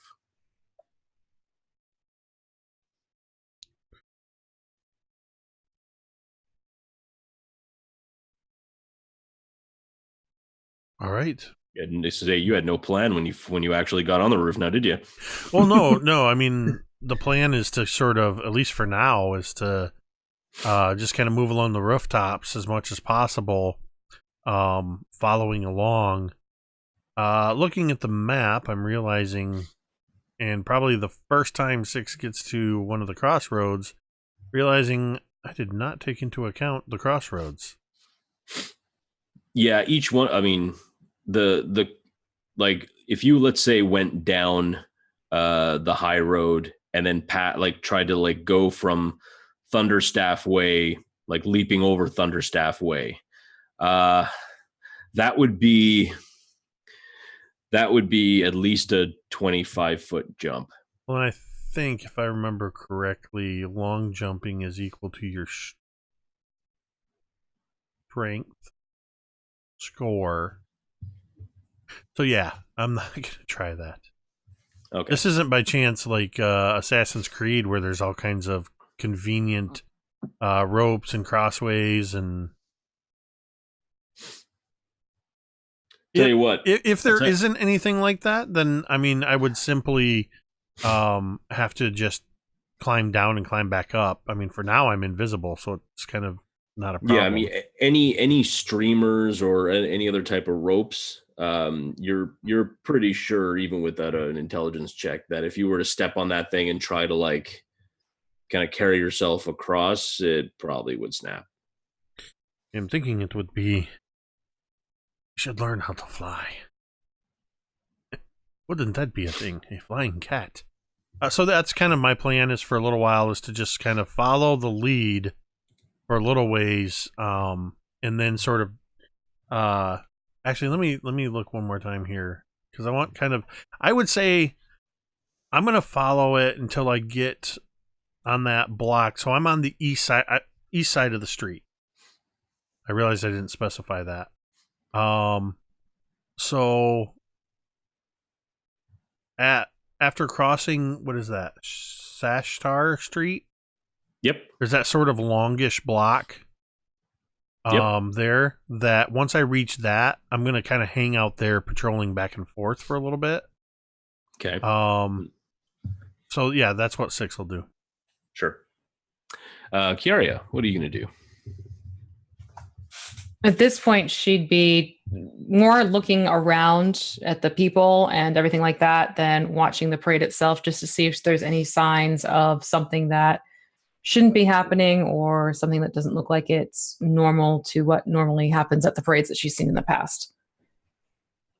Okay. I mean, Waterdeep is one of those cities, people come and go. So, I mean, it's, you see a lot of city folk standing there and quite a few of them are waving pennants. This year they decided to go with 4 themes. The first one being the Sword Coast. So you see a lot of like places, like a lot of floats that kind of like outlie that. You see a kind of a small float that, or a medium-sized float that kind of looks like a 3-dimensional, like meticulously created map of Waterdeep as it goes by. You see kind of like, you see the Baylor's Keep. You see, like all the different areas of the Sword Coast, and many people.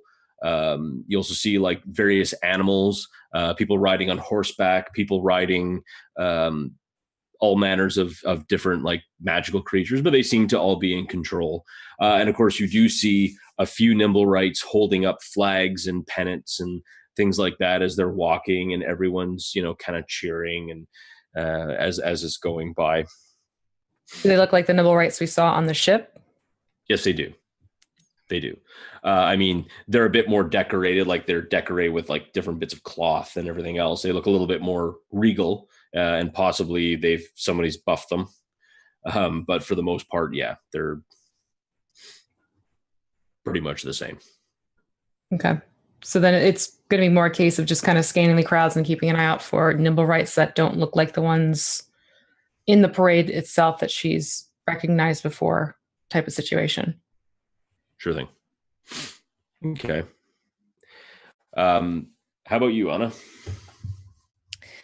I think Anna's a bit ahead of the parade, and similar to Kiara, just looking at the people, looking around at some of the buildings and the windows, just being quite observant, just trying to see anything or anyone that might look suspicious. Okay. Actually, for you, I'd like you to make me a perception check with disadvantage. Seeing as how there's like a ton of people, it's like a Where's Waldo every 5 seconds. Okay.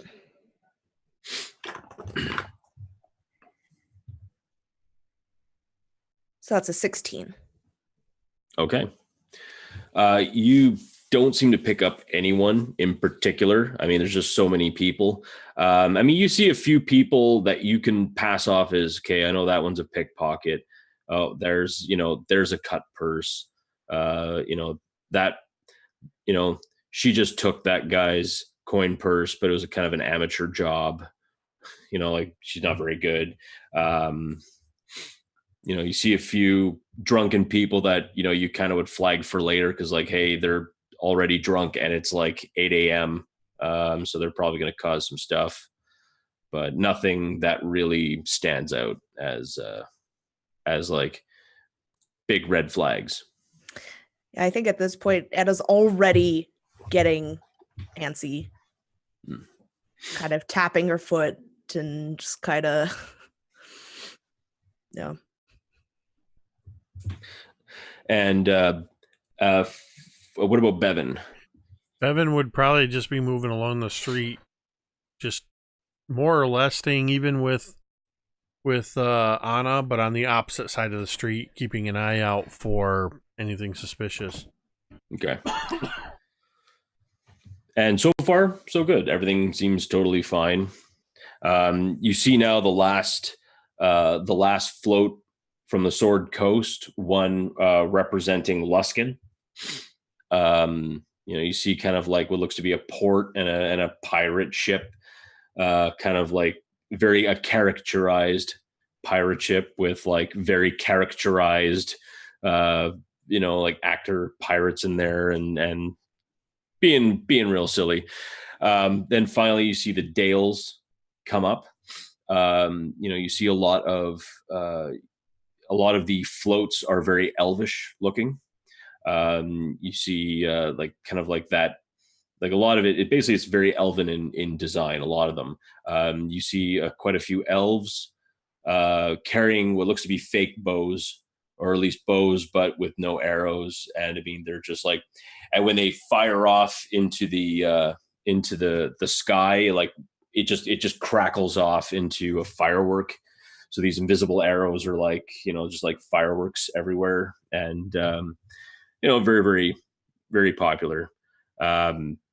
People love it, and they're just, again, tossing like food and candy and streamers, and there's a t-shirt cannon. Basically, the pretty basic stuff. As the Dales pass, and at this point in time, it's probably been about 3 or 4 hours, so I'll probably need all 4 of you to make perception checks again.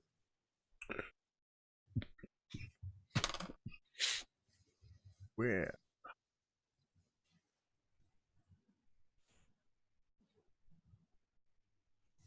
Hmm. 23.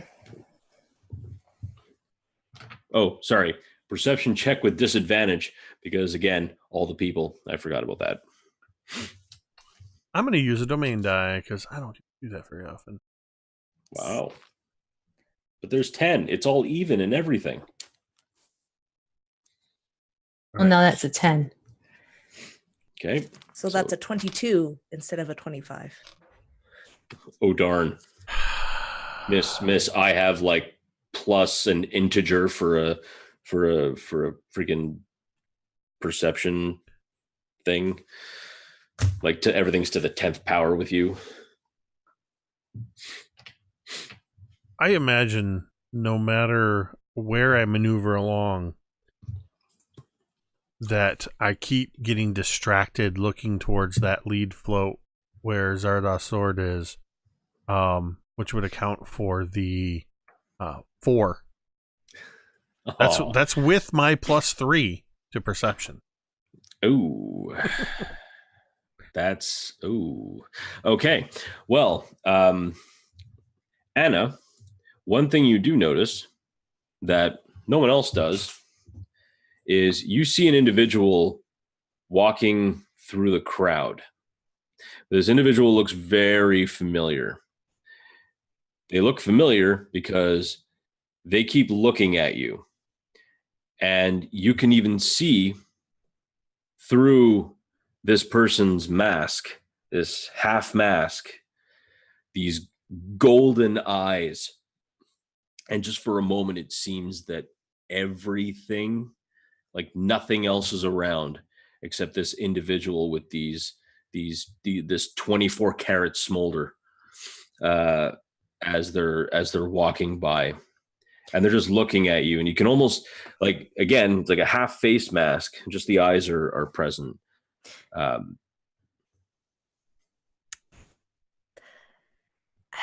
think that Anna would look, and if Bevyn was looking, like, would see her. Oh, I forgot to roll for Bevyn. Oh, yeah. Good idea.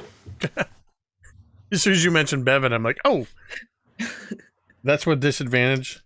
Yep. No.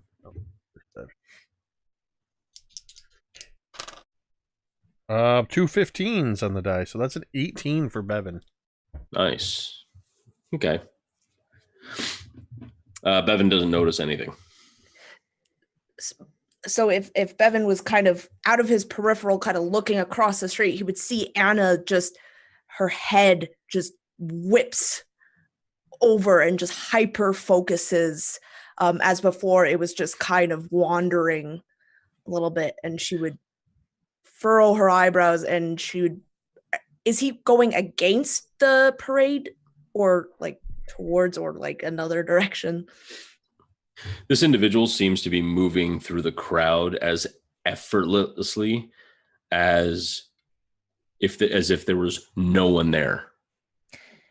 She would begin to follow him. trying to just push her way through the crowd, trying to get to him. Now, this person's on the other side of the street where Bevyn is. Okay. Yeah. Then she would try and cross. Like, if all she can see is him and these eyes and this mask, she is just very drawn to that. And she would just, yeah. Okay. How are you going to cross? You just going to leap over?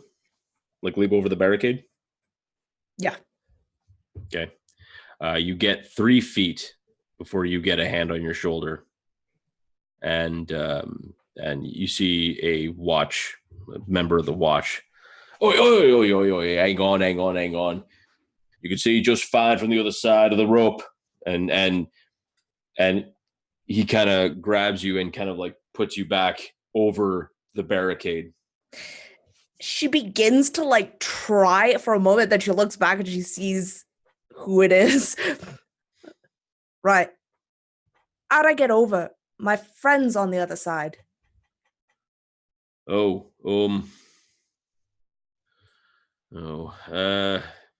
probably have to where the high road breaks down, when it goes one way is Waterdeep way and one day is the high road by the trades wards. You could probably go that way. There might be a place to cross down a bit by Souldown Street. Take you a little while, probably just another 10 minutes down the road.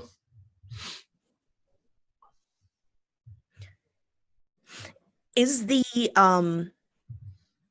parade here yet, or is it still coming? Oh yeah, because it's been 3 hours since you guys have been like watching. So the parade is going past. Matter of fact, it's actually starting to come up on the last float of the Dales. Can you please just let me cross now? I'll just do it very, very quickly. I'll run and no one will even notice. I won't make any issue. Please, I have to get over to the other side. Persuasion check. Yes. Because you knew.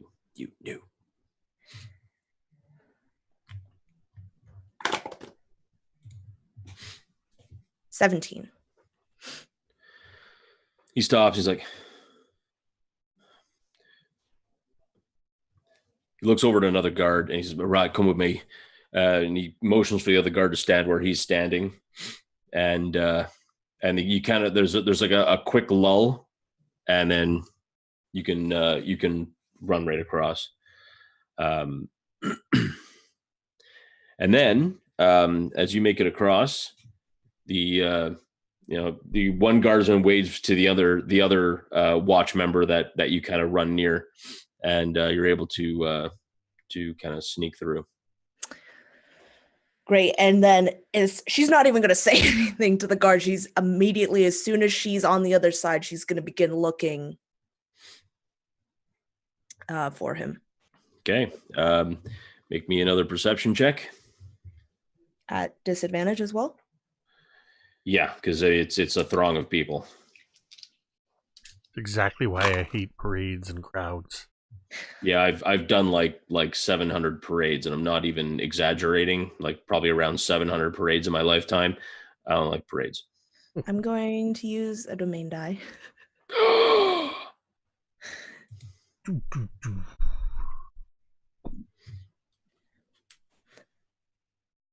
So, yeah, because that 3, I don't think is going to be too great. So that is a 19. 19? Mm-hmm. You managed to see an individual walking away from you in what looks to be, you can only see their back, but seems to have like a black hood up, black leather armor, and is just like shifting through the crowd at a fairly clip pace. She is going to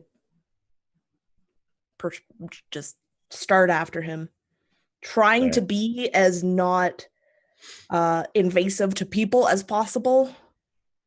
Yeah, this is to me, this is a very much the exact same scene out of the Matrix when Morpheus is walking through with Neo in the Matrix, and he's just like walking through the crowd as if nothing, and Neo's kind of like bumping into people and everything. That's pretty much what this scene almost seems like, is that this individual is just moving so effortlessly, and is actually gaining ground on you, or not gaining ground, but like gaining ground away from you, excuse me, and just like seems to be just walking, and as before you know it, as you're pushing through people, you lose them. 6. The Dales, or at least the part of the parade that represents the Dales, has gone, with a really cool act, what looks to be 2 excessively large ents or tree people walking through, and what looks to be an acrobatics act in between these 2 tree people as they're walking, performing like some really amazing stunts and flips and whatnot have you. And then you see the first float of Chult. You see this massive float with this kind of large, looks to be a not real, but a large pterosaur, with its wings spread, looking down. You see a few holy symbols to Ubtao, and on it, and you also see what looks to be a kind of like a map of Port Nine Zaru, like a 3-dimensional map, all the buildings all done up. You see the 2 individuals walking down either side carrying the flags, or the kind of noble houses, the flags of Chult, as well as you also see the first of a couple dinosaurs. You see a couple of people riding on velociraptors, and they seem to be like handing out candy and everything else. You notice that the velociraptors have been muzzled, because we all saw Jurassic Park, we know, and apparently so did Zardoz Zord. So as they kind of run through the crowds and everything else, and some of them are like intentionally, like with dinosaurs, they're making kids jump, even though it's all perfectly safe, as they kind of ride through the around the floats and everything else, and everything is going well. What are you doing? Still patrolling? Yeah, after the first hour, for the time being, I would have dropped invisibility, because it only lasts for an hour. So I would have just been trying to stay out of sight. But everybody, from my point of view, everybody seems to be fixating on the floats. Honestly, a lot of the time, 6 is equal parts looking for trouble and taking notes on all these performances, particularly drawn to the tree ants with the acrobatics happening between them. He's envisioning how he can get Micken to help him build the framework for some trees in the bar, in order to create a sort of trapeze system between them. Completely imagining what this show could look like. I was going to say, because logistics, no. But no, okay. But no, in 6's mind, this will work. This will totally work. He's completely in his mind. Yeah, if we knocked out part of the ceiling, and I mean, how many places need a common room, right? It's only where the front door is. It's fine. He's not thinking of the reasons why it can't happen, but he is also just keeping an eye on the crowd as well. So at this time, I am not invisible, just sneaking around on the rooftops and watching. Okay. All right, make me a stealth check. All right, how long does the blessing of whatever? 1 hour. Well, Yeah. All right. So this will be just a straight dex roll. Please. I don't have any of 6's normal dice up. So unlucky. Well, I'm using the same dice I used last night in the Chol game. Oh no. So I'm going to use another domain die. Good. As I'm also going to open up my bag and get one of my regular 6 dice. Because that 2 just isn't cutting it. Here, I'll use this one.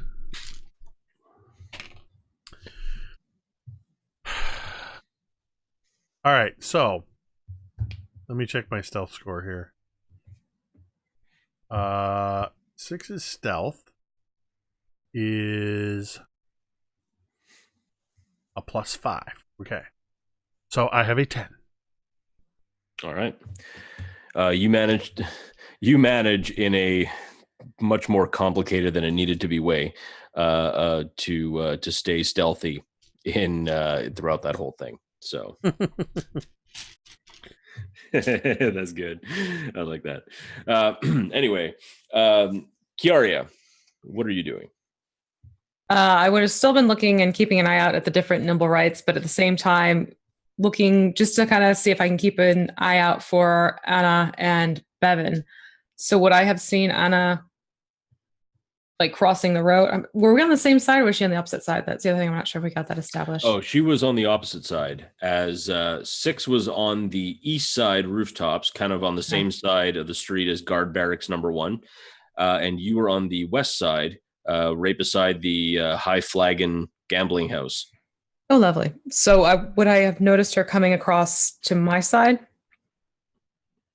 Well, she was about 1, 2. Anna was probably down, or I think around the tapestries and draperies shop. So probably a little ways down. So I mean, if you really tried, I would say, if you made it with disadvantage, you could try and see if you could perceive seeing her run across. Okay, let's give that a try. Actually, no, not disadvantage, because she's one lone body running across the road, dressed all in black, and in the daytime with a guard. With a guard, yeah. Okay. All right, let's see what I perceive. I'm going to perceive a 22. You definitely perceived that. Yeah, I know. But you definitely saw her run across the road. You know Anna's silhouette and profile. It was definitely her, and with the guard no less. You also noticed that it didn't seem like she was in the act of getting arrested. So there's that. Okay. So that was good. And yeah. All right, probably seeing that I'm going to work my way slightly up and closer toward her because she wouldn't move from where she said she was going to be without good reason. Okay, so you start walking down south, and you pass Thunderstaff Way, Chasso's Trot, Vondil, until you get to that area, and you kind of seem to lose her for a moment. You thought you might have seen her, but then, like Anna is, she just disappears into a pocket universe and then reappears where you least expect her. So that happens. Okay. So you are now at this point, actually, all 3 are now at this point down by Delzorn Street. And 6, as you have been watching the parade, you see now one of the last floats in the parade, and it seems to be 4 Chultan drummers hammering on these like beautiful kind of a light rattan wood drum skins that's being pulled by this triceratops, and they're just banging away on it, and everyone's kind of like getting into the beat, and it's pretty. Even you almost could hardly like stop your toe tapping with it. However, as it's going down, you see one of the people that are walking along the sides of the parade. they're trying to kind of like shoot off a popper, but it doesn't seem to be working. And they're looking at it, and they kind of aim it backwards to try and see if they can get it. And the popper suddenly goes off, shoots back, and blows right in front of the Triceratops's face. The Triceratops panics and rears back, shuffling off, and begins to run straight down the high road. Two people that are on the float in front leap off into the crowds and luckily are caught as the Triceratops mows straight through like a tank through a wall, just splitting apart the the float and just smashing into pieces. The shoulder harnesses keeping the Triceratops to the float snap off under its incredible strength as it begins to run down. People begin screaming and moving backwards from the high road to try and dive back in, with watch members trying to protect people and push them back to keep out of this rampaging Triceratops's way. This creature actually runs past the three of you.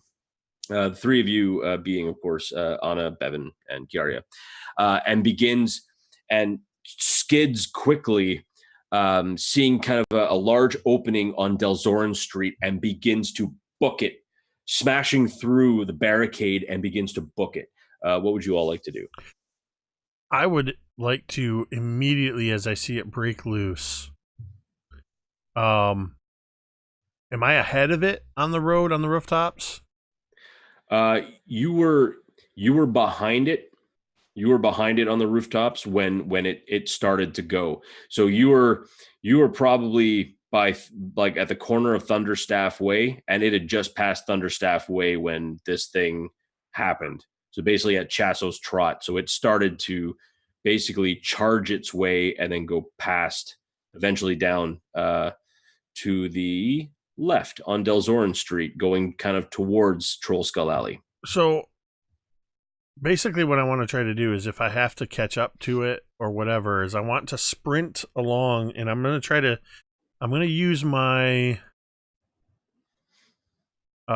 feline agility with a dash, which allows me to move double speed for one round.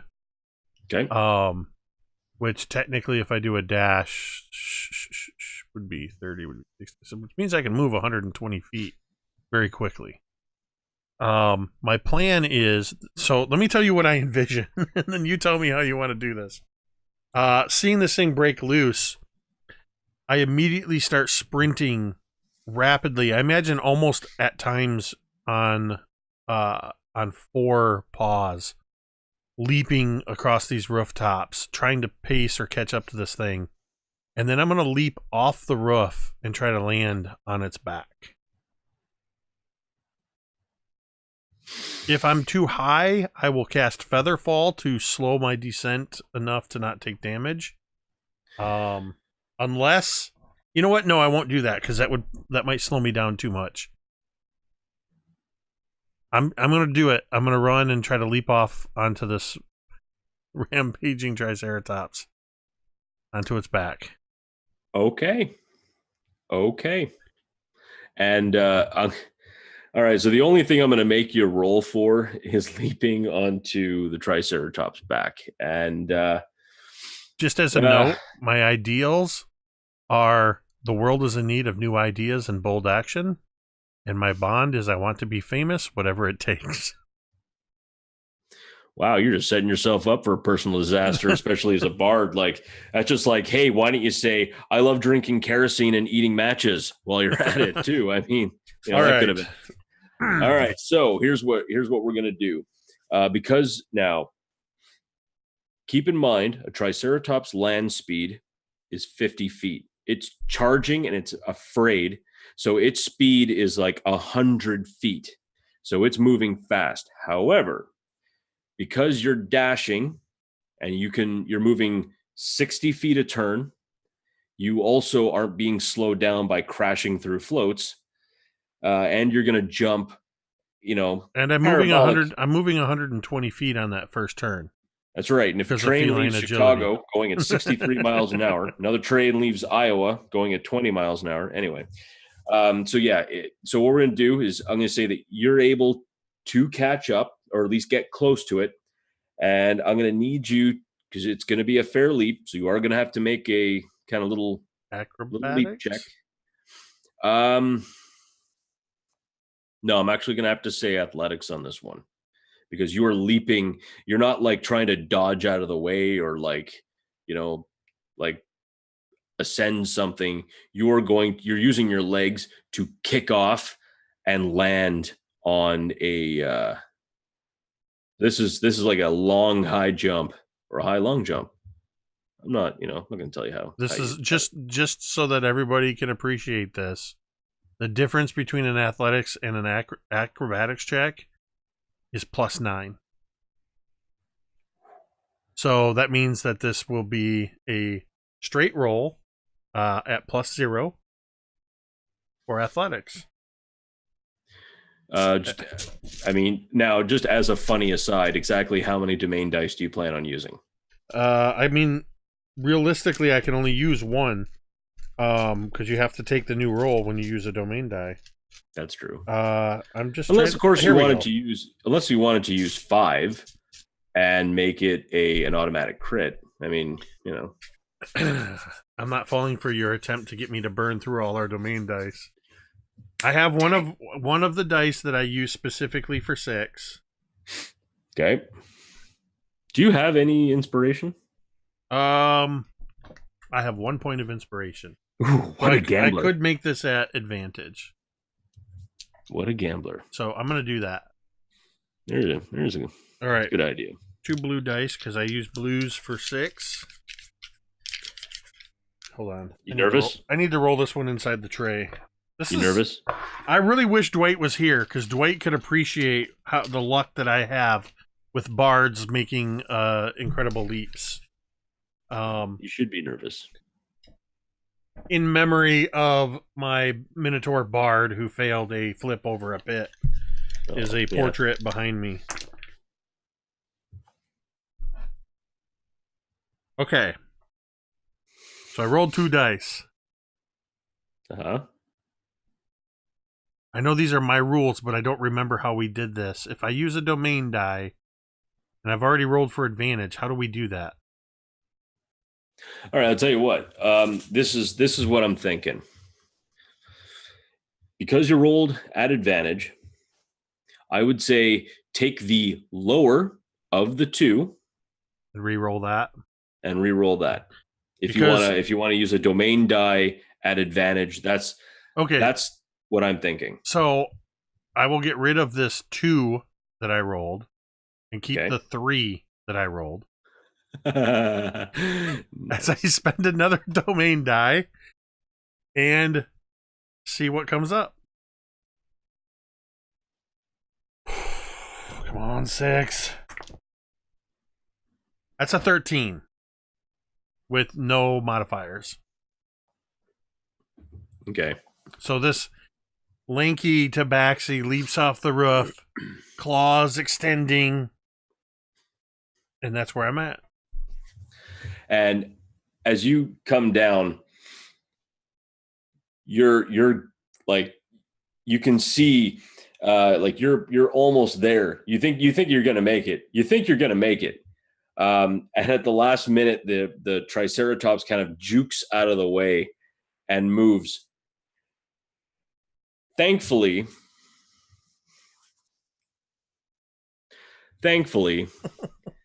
because you failed by 1, and I'm very much in favor. I'm very much in favor of doing something like this. Because you failed by 1, as the Triceratops zips past you, it pulls a big chunk of this of a float with it. It's just this big soft thing. So you end up landing on this incredibly soft and just skidding to a stop.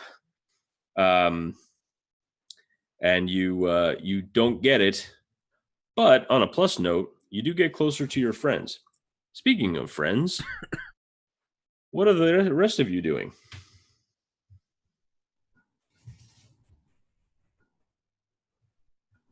So the Tyrannosaurus, is it running by us at this point, or it's a Triceratops? Or the Triceratops, is it running by us? It is run past you, and it has gone down Delzorin Street towards Troll Skull Alley. I think at this point, Kiara is sprouting wings, and she's going to fly as the crow flies and try to get as close to it as possible, maybe if ahead of possible, depending on flight route. Sure. Most of the buildings are around 20 feet high, so I mean, it wouldn't be much for you to. Okay. Now, what's your flight speed? 30. 30? Okay. Yeah. So yeah, you fly down Delzorin Street, and you can see this thing kind of, it runs, it stops, it kind of looks around. You can see like a couple of people like walking out of like Brondar's way, and then like turning the corner to go check the parade out, and like, hey, there's a Triceratops. So they just go running back. And this thing starts like bounding, not really running so much as just kind of, when like cats bound on their foreleg, right? So it's kind of doing the same thing as it's like stomping its way down to Whalegond Way. What about Bevyn and Anna?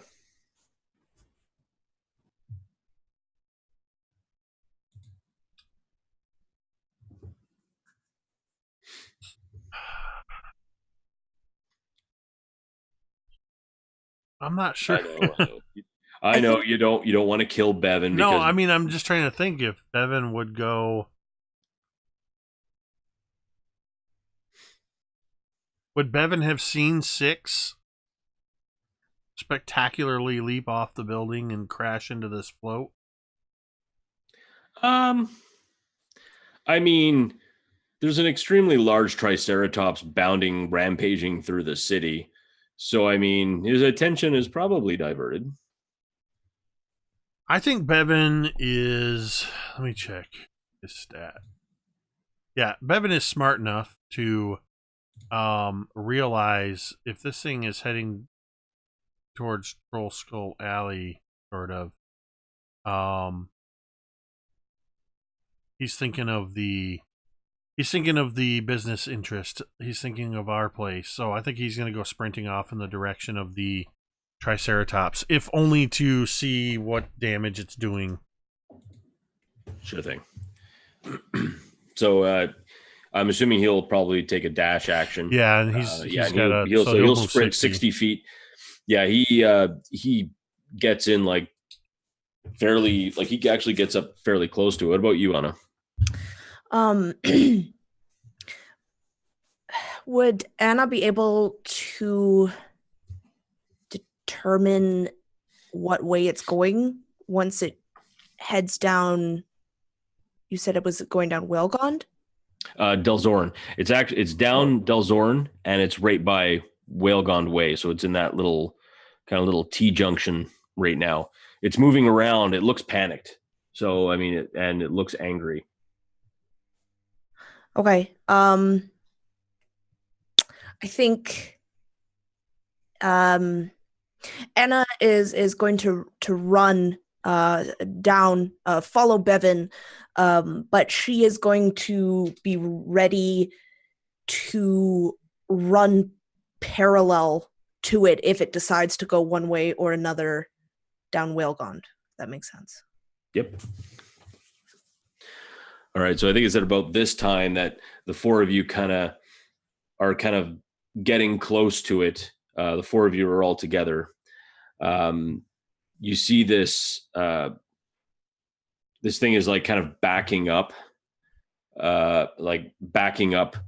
Whalegond, like kind of onto that like kind of grassy area, which you remember that grassy area, Six, because that's where you turned invisible to start that whole Graalhund Willem nonsense. Excellent. So it backs up, and it kind of roars at the four of you, and you can see it begins to kind of like move its head kind of like side to side, brandishing its 3 very sharp horns. So we can see it and everything? Oh yeah, it's like 30 feet. No, I'd say about 40 feet away from you. I want to cast command on it. Okay. It does, because it's for a creature. It's not undead, is it? Well, no. Okay, so it has to do a wisdom saving throw against a 14. Okay. Just had to double check its smarts. Oh. Huh. What do you say to this thing? Stop. See its eyes kind of glaze over for a moment, and it stops. But you can still hear its breathing like very heavily. All right, can I move over? Well, fly over, I guess. Fly over so it can see where I am, but I'm not gonna like right up on top of close to it, but then just kind of like try and keep its focus on me and just keep speaking calm words in a calm voice. Sure, yeah, that's not a problem at all. Make me an animal handling check. Animal handling check. Okay. And also make it advantage, because it's already like kind of commanded by you. So Okay. I just Okay. That's gonna be a dirty 20. Nice. And another one. More like dropping as I'm trying to put it back. You manage to kind of relax it, as it kind of twitches a bit, much like a horse that doesn't know you, that has been panicking. You put your hand beside it as you keep talking and speaking, in a very calm voice, and you realize that it's like any sort of anxiety it has, any sort of fear is slowly starting to abate. It's at this time that you hear kind of what sounds to be a screech, but a very loud screech. You see 2 of the City Watch's Griffin Riders touch down beside. You see these individuals with like wearing like this cavalry plate step off, and they look at you and say, "Thank you. You've done much to help us." The one cavalry rider takes off their helmet. She kind of like untousles a bit of like kind of short blonde hair. "You have my thanks. I'm just glad no one was hurt in the process. We can take it from here. What are your names?" Well, I'm Kiara. And she looks to the others.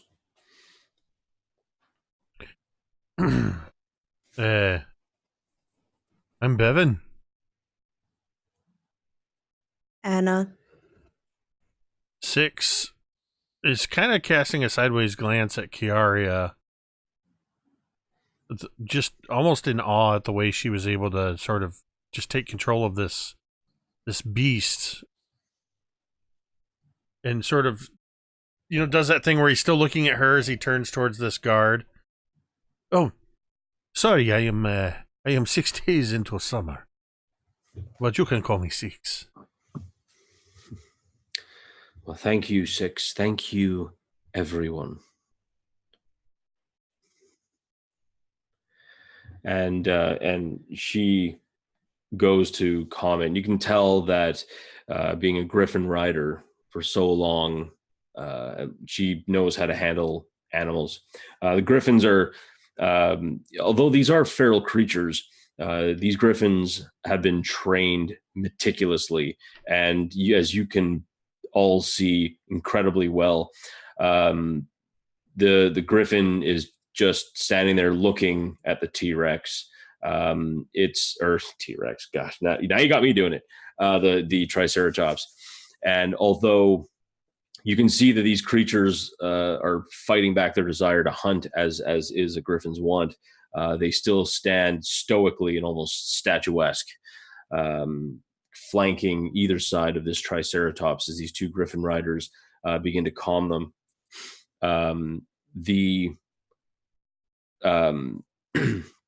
The rest of the City Watch, or some more City Watch, begin to arrive, but they kind of keep a safe distance away from the Triceratops as the two riders are calming it and kind of helping feeding it grass and other things. What would you like to do? I thought you were going to fight it, to be perfectly honest. Good for you for not. You know what? You guys did that pretty awesomely. I'm not gonna lie. If Kiara had failed, my next option would have been the only option I think I had: Cloud of Daggers. That's fair. That's actually probably that would have been a smart thing. But yeah, well, what are the four of you going to do? I know it's surprising, but 6 does not have a lot of spells that are designed for handling runaway dinosaurs. Gee, really? It's almost like if you take like 4 adventurers and stick them in Chult, things just go sideways. Perhaps my cousin, River Flask, would know a thing or two. He went to Chult some time ago. Aw. So yeah, as the 4 of you are standing there, I think as soon as it looks like everything is handled, Anna's gonna be kind of racing back to the parade to try and get alongside it again. Kiara would fly right after her. 6 would turn to Bevyn. I did not realize they were so into this parade. It is proving to be very exciting, yes? And I think Bevyn would just roll his eyes. Probably. As you guys head back down to Zorn Street, racing, Anna, I need you to make me a perception check. Just regular? Yep, regular. Okay. 53. And then you're like, no, it's not with disadvantage. 18. 18? That's enough. As you run past, these words, all these names, Ilzantil Street, on the right-hand side, so as you're looking at it, you see what looks to be like a little dead-end alley. Something moves out of there. Something moves, and it's a flash of metal. Immediately, Anna's attention, 100% of it is going to be on that, and she's going to start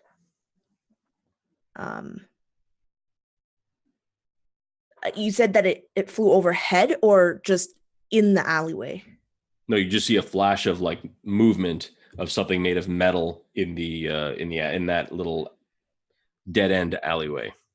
If she can see Kiara in that moment, she's going to do a quick look around and just, if she can, she's going to signal Kiara.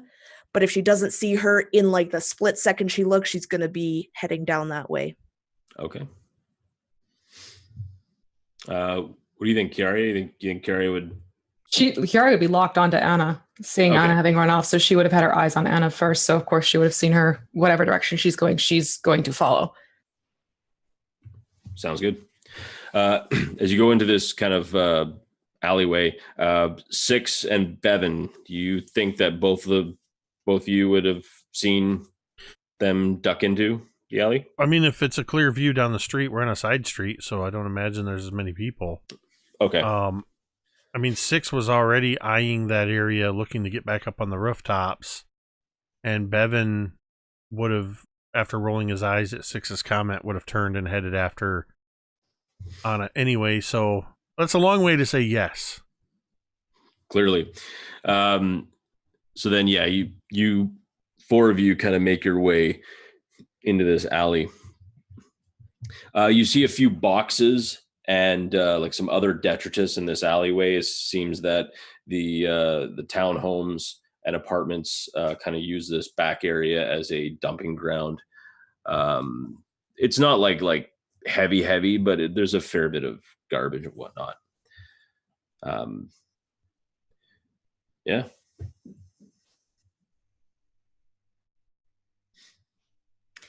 Is it an absolute dead end? Yeah, it seems that like basically, yeah, it's just the one way into this alley and then one way out. I kind of wish I could show you guys exactly. I might be able to.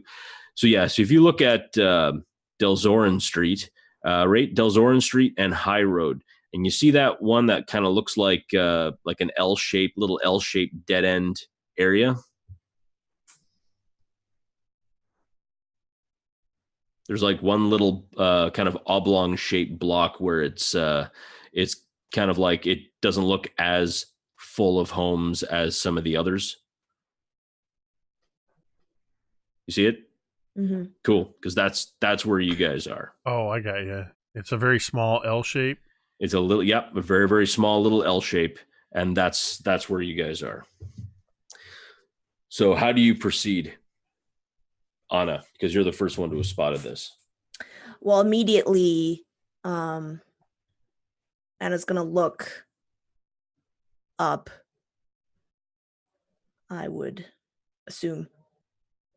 And if I would think also that Kiara is very close behind. I thought I saw something. Do you see anything up top? Higher up?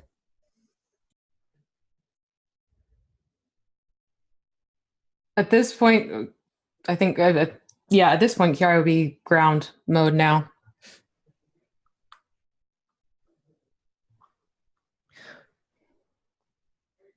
Suddenly, Anna's head just whips to the side, and she's slowly going to approach one of the boxes in the alleyway. Okay.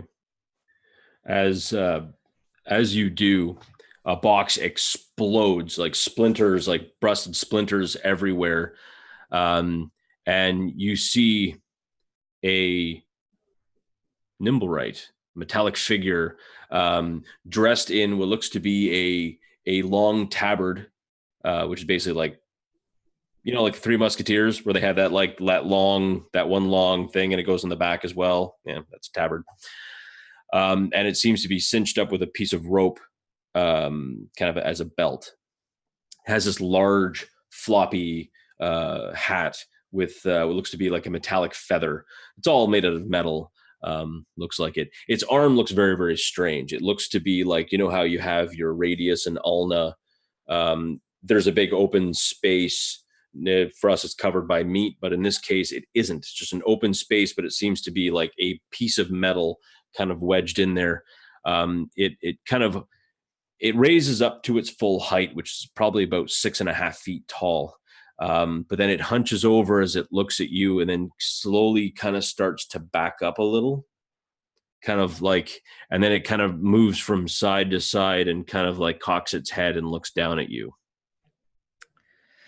And immediately puts her hands out. Right?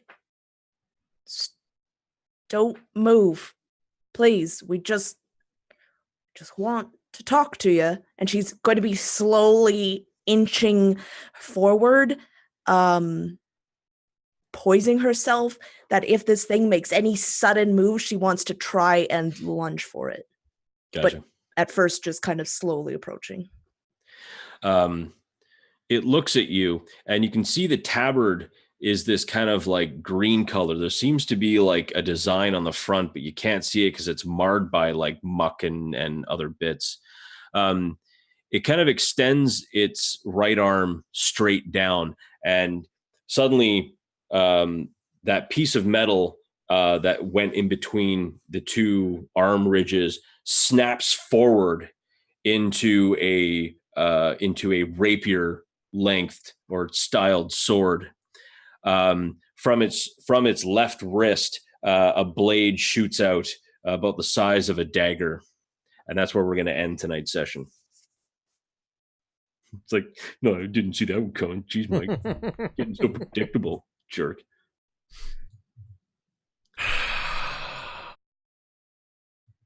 Yeah. Oh, what? Oh, come on. This is the fun bit. No, that was a good the frustration, I think the little bit of frustration is that me, the player, wants to have more offensive spells than what Six the Showman has in his repertoire. That's fair. I mean, I get it, but yeah. You know what? Besides, we're gonna start next Monday's session with a fight, and Dwight will be here, so it'll definitely be a good thing because you're gonna need all the help you can get. Yeah, I'm actually glad we didn't have to do fighting with me rolling for Bevyn, because I didn't want to be responsible for something happening. Oh yeah, Dwight would never talk to you again for like 20 minutes. Oh, you know what? Dwight would probably realize that it's just a new way in which I've killed one of his characters in a game I'm in. You know, that's a really, really good way to look at it. Really good way to look at it. Dwight will be the first to tell you that I tend to kill his characters in games, one-shots and stuff that I run. You should message him right now saying, "Oh, I'm sorry, man. Bevyn's dead." ask him if he has another character ready. Anyway, hey everyone. Thank you so much for joining us today. It was great. The players surprised me as usual, which was really unfortunate because I was really hoping to get them to fight this T or Triceratops. Did I see what I did there? But unfortunately, they managed to diplomatize their way out of it. And see, I love that. And as a GM, I think that's wonderful. You present a challenge in front of the players. They don't have to draw their weapons all the time. And that's one thing I like to kind of make sure that players know, that just because it's an enemy or something doesn't mean it has to be killed. And if anything, now that they didn't kill the Triceratops, some stuff's going to happen. And we're not going to talk about that until it's relevant. So there. Anyway, I've been Mike, and I just want to say thanks again. And I'm so lucky to play with these phenomenal players. That's all I got. Thanks, Mike. We're lucky to have you as our game master. Huge thank you, of course, to V and Megan and Dwight, even though he wasn't here with us, he's here in spirit. All of their social media or Twitter handles are up above our heads here. Be sure to follow everyone there. You can also type their name in the chat and see more awesome that they've got going on. I encourage you to check out everybody's channels and see what's going on. You can find myself and Megan tomorrow night over on Dice on Ice, where we will be Megan is DMing a Curse of Strahd campaign.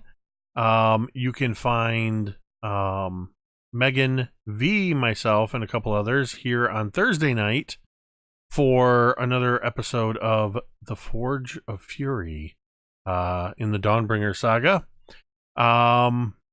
And V, you got something else. You're going to be somewhere during the day. You're over on where are you? This week, I'm over in Straticus Yes. Academy at 1 p.m. We're doing Stories to be Told, which is a introduction style stream for new players who are coming and learning how to do Dungeons and Dragons. Is also new to streaming. So come on over and check it out as we help them learn the hows and the whys and the everywheres about it. It's a lot of fun. And Megan, you got anything else going on besides the Strahd game? I don't believe this week. No. Do be sure to check out Dice on Ice on YouTube. Just this past Friday, Megan ran a I didn't get a chance. I stopped in briefly, and it's on my to watch list. But it was a Harbinger game, Yes. correct? The 24-hour game, I think it was called. Yep. Dwight was in it. Yes, He, and Dwight was in there. He bit off a squirrel's head, so be excited to watch that. Fantastic. So, I mean, all of these players, you can actually see every one of them multiple or different, more than once, right here on Mini Terrain Domain, on various shows, and they all have other great things going on. Be sure to, if you're not already following at MTD_Jake on Twitter, be sure to do so, because there's a lot of really cool stuff coming up in the near future. Some wonderful announcements for big things coming. I do want to say a very special thank you to the Canadian Hipster for subscribing, to Starin19 for another during the game. I say another because they have contributed more than once to the stream with the donations, purchasing domain dice, and our friend Prupa for the bits, and just everybody for tuning in to watch us, to hang out with us as we play Dungeons and Dragons on a Monday night. Thank you everybody so much. We hope to see you again in future streams. And we are going to go ahead and end this stream the same way we end every stream. And you can say it with me if you want.